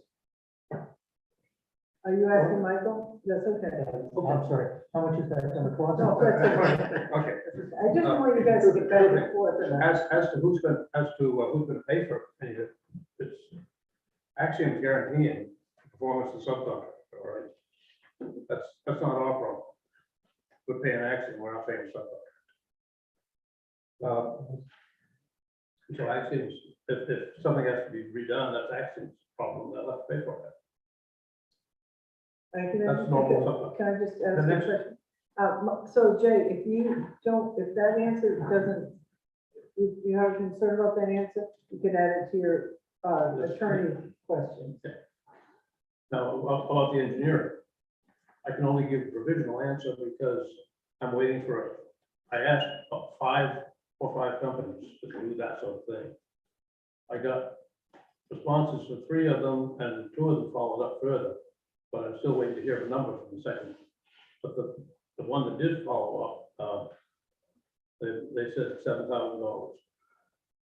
If that's what the review would be. Yeah, the whole thing, the whole And program. if we're might be looking done. to take that out of the line item, the capital fund, where you have like 40, Yeah. whatever, $50,000. $50,000, so that would be covered by that? Yes. Okay. So it's a town expense. It's a town, they've got money guaranteed, I mean, It's a town expense. yeah. That, my concern was where is it coming from? So I just wanted to find that out. The town was already appropriated $50,000 for broad. Right, That's, because, that money's gone, you know, it's. because we're asking for somebody who is going to look at this independently and not somebody who is being paid by Axiom. Yeah. Right, because then we're going to get a more safer, I guess, peer review. Okay, I get it. Jay, more? I'm up to, just, this is an information question, Michael. Donna, for Michael, this is an information question. If somebody does not request a drop on the initial go-round, what is the charge likely to be for the drop? to be established after the initial bill. Right, because it's free on the first, Yeah. anybody who signs up at the beginning, it's free, Yeah, right? but in the. Right to the house. During the whole, yeah, during the whole period of construction, yeah. My So what question was happens- afterwards, what's it cost? It somewhat depends on where they are. If you're on a road where the fiber goes right by, it's $200. If you're down on the backside of the island, half a mile down to your house, you have one more fiber. But initially, say you're down one of these roads that's 2,000 feet. Yeah. It's not gonna cost you anything for that. No, initially, no. And so what about the person who lives down there at the end of that? One person signed up, John Doe signed up for the 2,000 foot. His neighbor didn't, but when he gets hooked in, that 2,000 is already done, right? The 2,000 feet, he's not gonna have to pay for 2,000 foot again, is he? I mean, that's a clarification I think that we should. Yeah. That I have to check because depends on how many fibers they run down there. If they just run one up to that one house. Oh, I see what you're saying, because they have the individual. Yeah, it's being set up like almost like a telephone system where your pair of fibers goes all the way back to the central office. Oh, I see what you're saying. Rather than being bundled in with, bundled in a cable, a big cable, longer, but. I see both Paul and Matt, but I'm gonna let Jay finish. You're all done? Yeah. Okay, over to you, Jen. Yeah, both? Okay, Paul and then Matt. Related to this discussion, there's a lot in here about the rates in terms of service, speeds and costs, et cetera. And we just touched upon the fact that anybody who expresses interest on the early sign up gets the hookup free to their house, drop underground, overhead, whatever it takes to get to their house. What I've not seen associated with that is any timeframe reference on the contract. Is there a binding agreement for a year, 3 years, 5 years on the part of the consumer?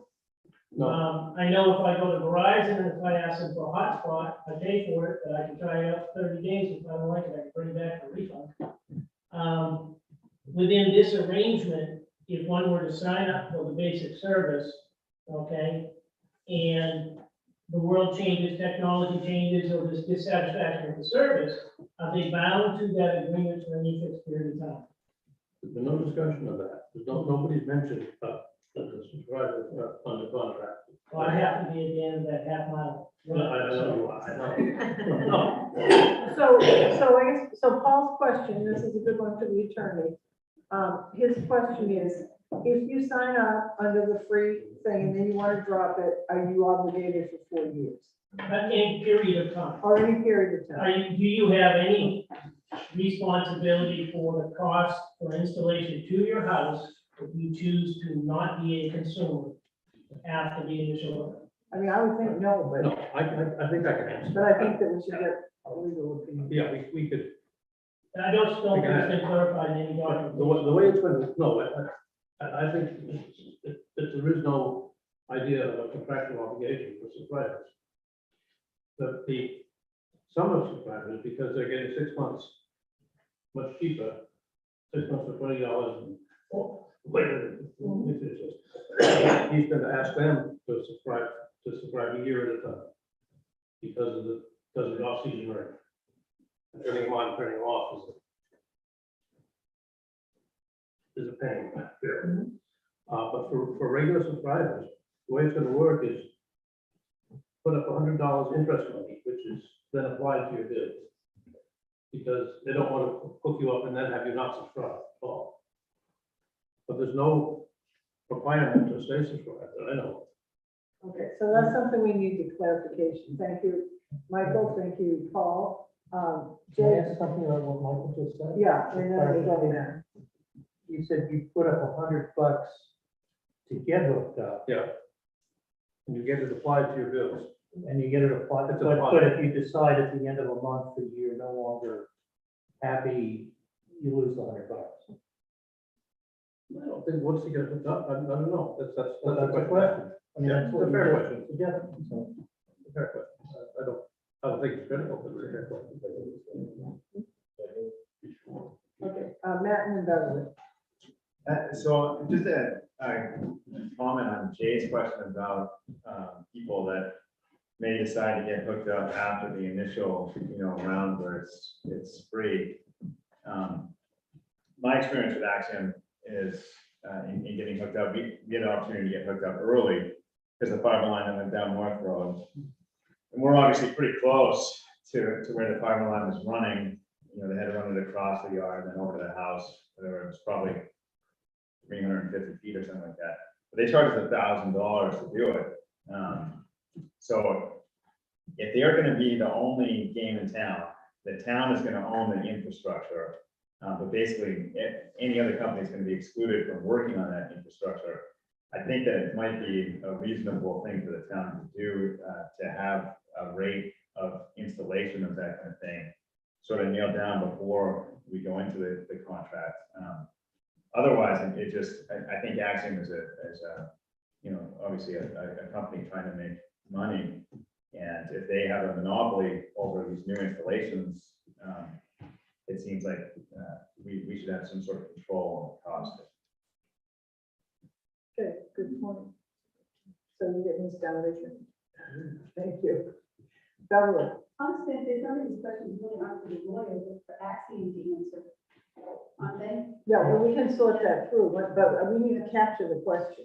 And then we'll, if we can figure out which ones need to go to the committee, which ones need to go to Axiom, or we can ask the attorney, the way I was looking at it, we're gonna ask the attorney, should these things be in the contract? Should they be addressed? Things that people have raised, so I don't know where it will end up, but we're trying to capture the questions that people are bringing up. Matt? And also, can I get reimbursed for the $1,000? No.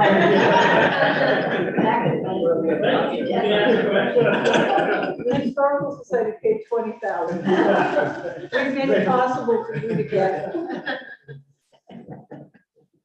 I don't think they're gonna give us that back, although we got a grant for part of it, a big part of it from Richmond. So, the CTC contributed too, so we can pay all that $20,000. But that's what it costs to go down North Road, is $20,000. Okay, so, anybody else have any questions in those first 5 pages or comments? All right, going quickly down now, 6 through 10. Anybody have any questions, comments, concerns, clarifications?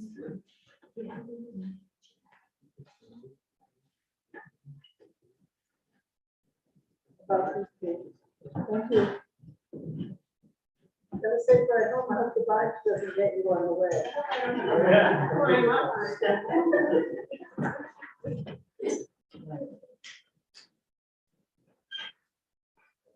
Nobody has any questions? Okay.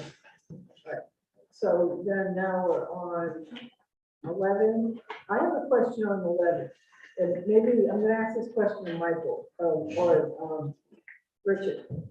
I'm looking at the map here, and I don't know what these colors mean, but I kind of, I don't know what those things, I guess it's how many people, but I noticed that the line to Deer Point does not go all the way to the last couple of houses. But this map doesn't show the connections to houses, it shows the front lines. So how do you get to the house from? Well, like the go down Deer Point Road and then the $1,000 hookup. Oh, a line will go to the house. It goes by houses, but it doesn't. Well, it doesn't go all the way to like William Sharon. But the cable will go, that's the trunk line, it goes to several. Could you define what, I don't know what trunk line is. The numbers, see where it says fiber count? Yeah, that's why I Okay. didn't understand that either. Right. So, okay, that's why I'm That's- asking the question. That's the size of the cable. Oh, okay, The more fibers, the bigger cable. All right, okay. and they've got a 24 fiber cable going down to Deer Point, down to sort of the middle of the point there. Oh, I see, and from there they would go Now off they to the go house. individually with smaller cables.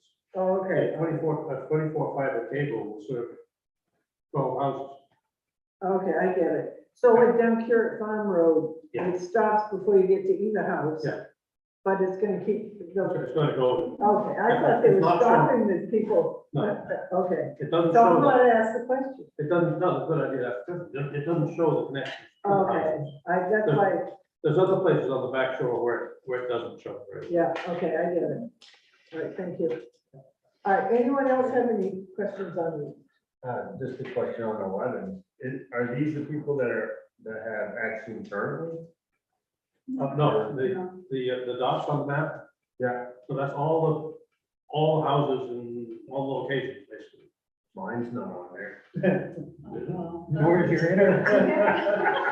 Maybe- Maybe- maybe don't- That's why That's why you have to go to- mine consolidated right Oh, now. okay. Maybe you don't exist. Maybe you're not there.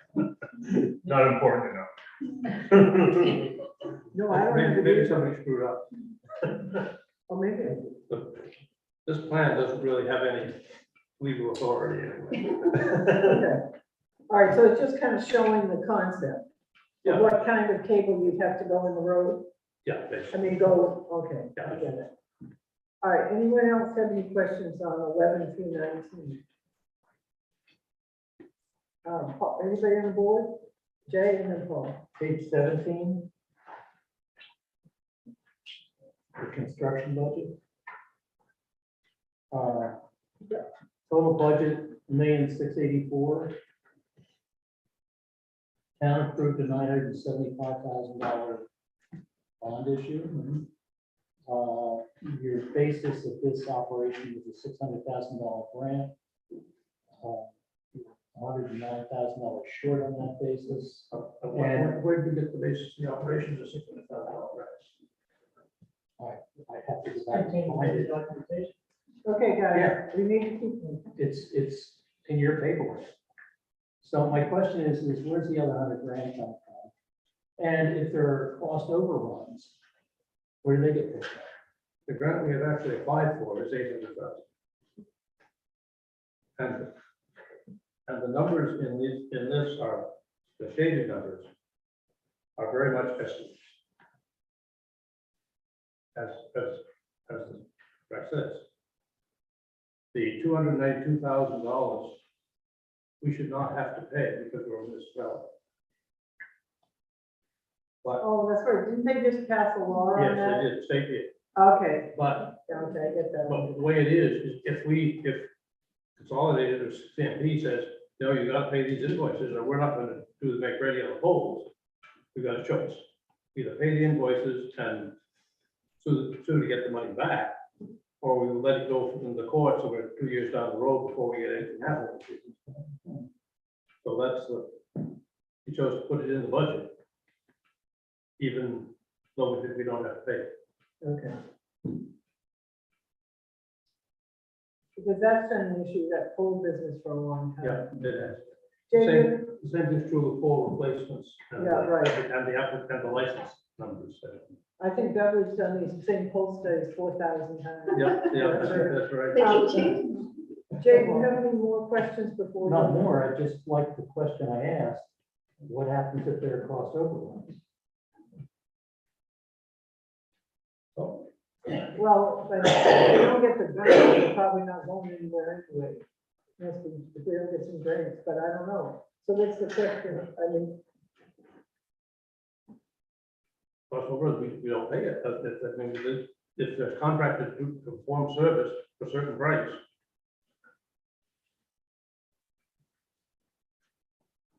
you don't enter, what are you saying? It's like You're not anything- gonna it's like enter into a contract that you don't have the money for. no, we're not doing that. We have the money between the money we have the authority to bond and the amount of the grant, if we get the grant. We've got enough money to do the job. If, And what you're saying is that you may have more than $300,000. we may have some left over, which we could use to pay the bond back faster or something like that. Okay, do we have a condition in that, in this agreement that would allow us for quicker payback? It's not in this agreement because that's going to be the bond, It's a bond bank issue. the bond bank issue. Right, okay. It's a bond bank issue, but like Natalie, the lawyer, said that you need to be careful because a lot of the times it's gonna run into an issue with the grant. So you're not necessarily gonna always be able to use grant money to pay off a debt that you had already received money for. And that's just something that you have to be, I mean, that's a conversation that came up a couple weeks ago. That's, Yeah, you just have to be careful with which grants you receive. Because some of them we will receive before we have a loan, right? The question was raised a few weeks ago specifically about if we had the ability to pay off a bond earlier, can we do that? And according to our town attorney is yes, because that's typically more of a bond to bond basis, but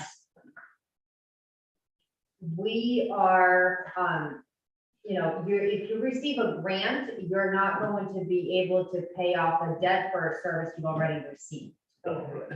Versus, you know, if right now you're going for a grant to receive that service type of situation, so that's So where if we that. got something in the future, then, yeah, okay, I get it. All right, so, no one here had anything, Paul? I just would like to say that on page 1 of the franchise agreement, it very clearly states from Axiom the $600,000 grant number. And Schedule B, the same document, middle of page 17, it clearly states the $840,000 number for the town share. So they define them within their own documentation. I can speak to that, Don. Okay, The $600,000 was an escape hatch. We thought this was going to be signed, this contract signed before we got the grant, before we got a grant. And we didn't want to be on the hook for paying Axiom for doing this system, if we didn't get the grant. That's all. So, that's why that's in there. That's the only. so that can be changed, that will be changed because we will know by town meeting. And it does, yeah, so it's not really, it's not going to be, either we'll get a grant or we won't. If we don't get a grant, we don't execute the contract, we don't, nothing happens. Right, because the contracts now will, we, at the time, Paul, we thought we could approve the contract because we approve contracts all the time. We didn't understand because it was a multi-year contract. And I didn't realize that until you mentioned it. Yeah, we're all learning new things. But, so I think what Michael's saying is they thought that we were gonna do this right away before they applied for the grant. And that's why so this is a draft. I think all this red and blue is the home here, so it's gotta get cleaned up, and that's why it's great to have some of this input tonight. So we'll get a tighter contract. Yes, Paul. So there was some discussion earlier about the construction budget as presented and the grayscale amounts for the pool fees, et cetera.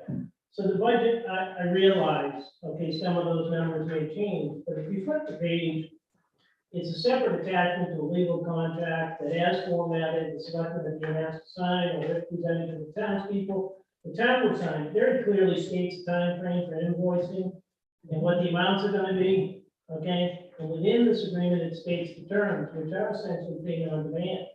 There's no right, okay, to withhold any time along the process of construction of a $1.7 million project. However, at the end, it clearly says that $75,000 for final testing, okay, can be discussed between the parties and essentially that's your holdback.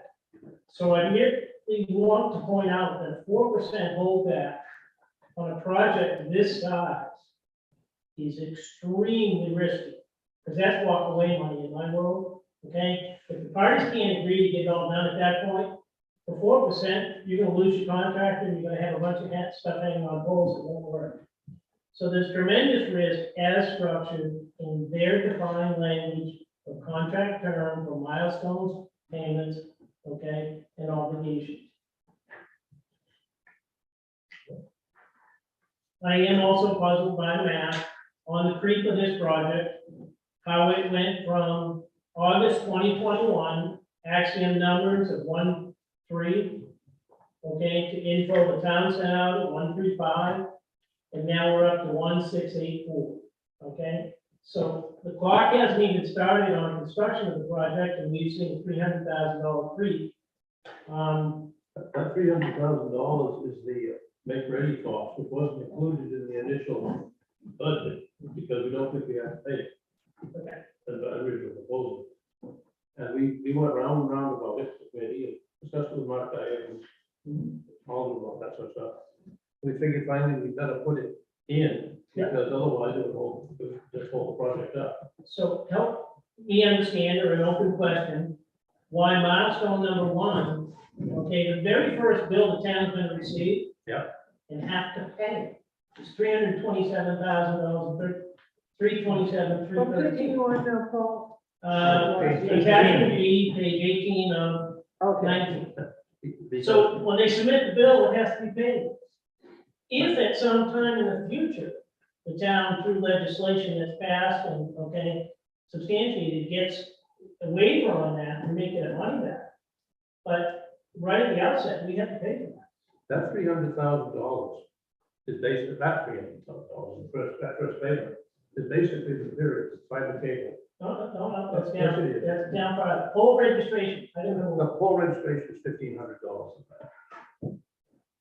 Yes, but you have to pay, to start out, just to even think about getting a full license. You have to pay it costs you $750 to consolidate, it, $750 CIP. That's what the $1,500 is. The rest of that is the fiber materials they use.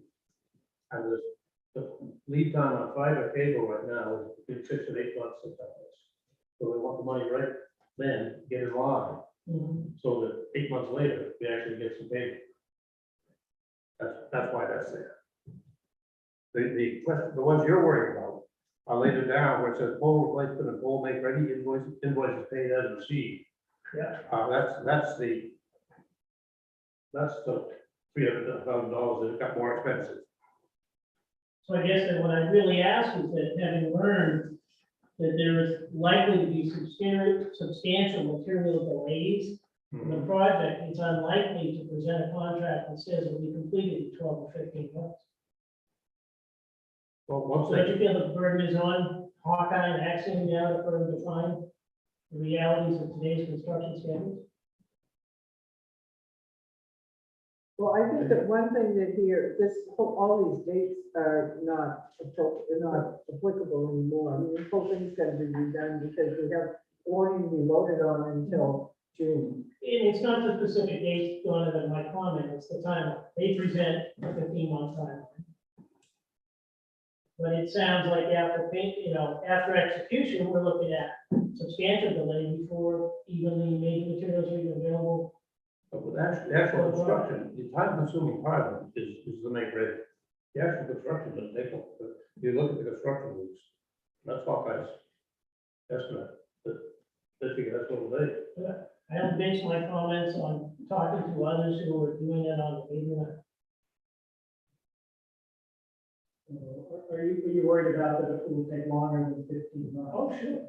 Anybody who's told today they're gonna get a house built in 6 months, okay, but they ask again at the end of 6 months if they can move in. So why is that? You're doing great, but your husband's on the job. Okay, but every project is incurring delays and increased costs. And I don't think, as I've read the proposed agreement, the contract, there's any allowance. If I could simplify my concern, that's really. I see what you're saying. So what you're saying is a contingency, an opportunity to amend the time schedule should be included in the contract. Is that what you're saying? It's not a man, I've seen it broadly defined as 12 to 15 months. And I've learned through quick conversations here that there are some other concerns in the industries. And I believe that Axiom or Hawkeye or whoever's going to supply it has to provide, firm guarantees of performance. There's no performance bond on this. Well, I guess what I'm thinking is that there needs to be some kind of a caveat in here about the length of time. Well, that's done through, if you put up $1 million building, there's a performance bond. Somebody has to get it done or they lose money. But what I'm saying is that Because I thought your concern was that people had to pay up front and that it was going to take longer, and if they didn't get it done in that amount of time, they'd still be paying. As And so what I'm- presented, that's the way right, I exactly understand it. what I'm Michael saying. helped me understand the Okay, first But I line. think- I think what we have to do is ask how to ensure that, and, you know, the town attorney can write it in such a way that protects the town. Michael? That's what this milestone is about. It was initially set up, actually, the proposal to us came with, in terms of weeks, payment, week X, you pay so much. And we said we didn't like it. So the first real construction payment, except for the materials, is down on the April 1st, 2023. The milestone is the fiber cable that is basically in place. And if it's not, then you don't pay them. That's what this, that's what, if you don't get the work, you don't pay them. That's what that is all about. And then the next milestone is the aerial rock plate is being complete, then you pay for that. That's, So I guess the question that Paul's asking, is there a guarantee in this contract that institutionalizes what you just said? well, that's what we thought, I guess Natalie didn't object to it. That's So what. that's a milestone clarification. language does. We need a clarification from Natalie Yeah. to make sure that we're Michael, protected. aren't you saying that it's the payment milestones that guarantee the performance? Yeah, Right. yeah, they, But I mean, I'm just saying, so we'll ask Natalie, if that works. and to say, are we protected the way this is structured? And if Yeah. we're not protected, can you please come up with a language that will protect us? I think that's the way to do it. Jay and then Matt. Michael, if I may ask a quick question, you just said that the real milestone is April 23. Mhm. In the meantime, we've laid out just under $1 million. Maybe, we don't know what the make ready cost really is going to be. It's Well, gonna be- you can hedge the bet. We will have laid out a significant pile of money. How's that? Mhm. Is that Yeah, walking it yeah, out for yeah, you? sure, yeah, that's right. Okay. With nothing. There's no way How around that. about, well, there is. Yeah. What's the- There is. Under performance. Performance bond. Axiom puts up the money and buys a performance bond to guarantee that they will meet everything. Oh. I don't know, that what that money is doing is buying more material and doing the make ready on the pole, which is bureaucracy you have to go through with the pole owners.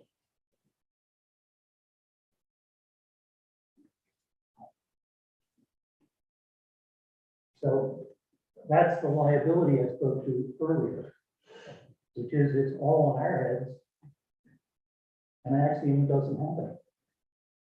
My suggestion is if they were to put up a performance kind of bond, that maybe they could alleviate some of that angst. What do you mean by the inks? The concern that The they're not, concern that they're gonna skip town and not get the rest of it? gonna fail, yeah. And that's why you have performance bonds.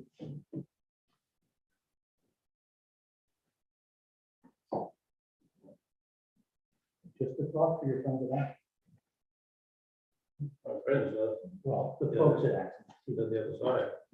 So maybe that's a question, ask the town attorney, should we be requiring a performance bond, or does this cover, the way this is written, are we covered? Is the 4% holdback adequate to protect the town's financial position? Yeah, that's Second thing. the way that is figured is it's 10% of the labor in the construction, not material. Or the materials have no value if they don't function, so it's hanging on poles. And over 10% of Axiom's, what Axiom gets out of this is the project management. That's the money they take. Yes, I saw them on that. Right, yeah, the rest of it goes right through. So this is, it's like $15,000 out of their 47, whatever it is. So it's a lot more than 10% of their fees. Okay, so I think we've got the question for the town attorney on that issue. Somebody else has a hand up there. Matt, did you have a hand up? Yeah, but I'm all Okay. Sure.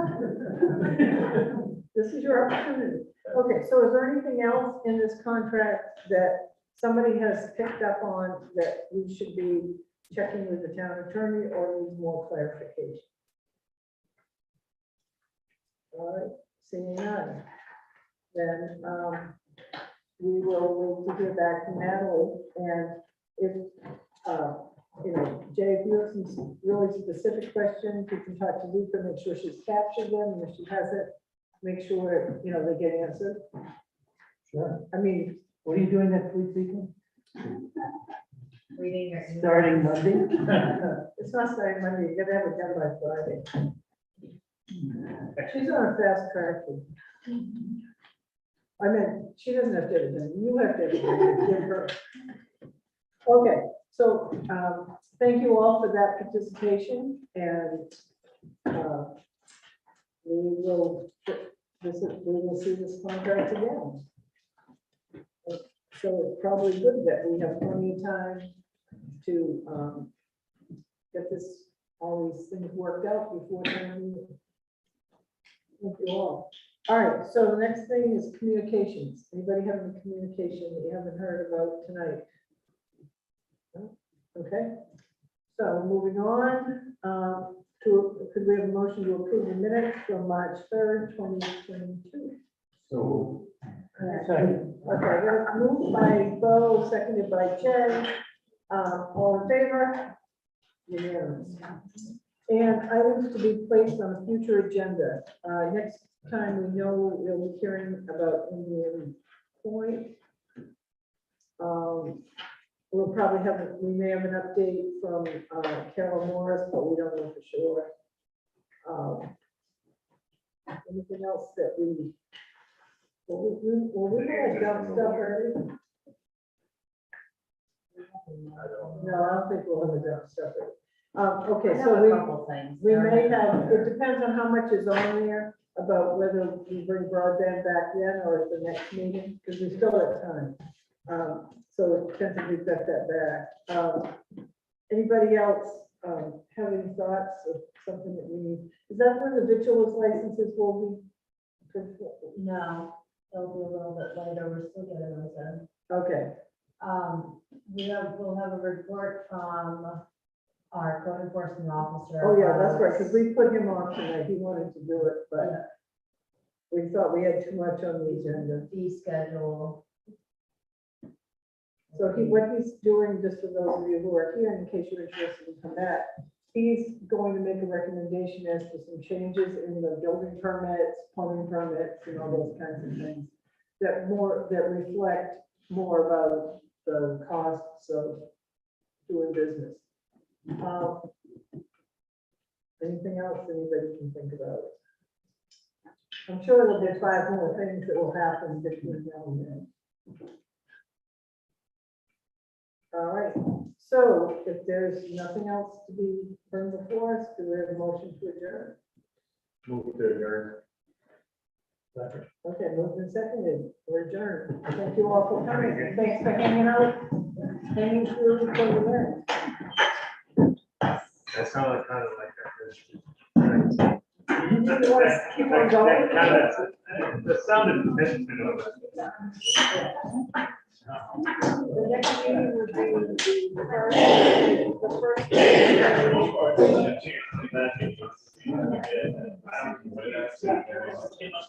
Yeah.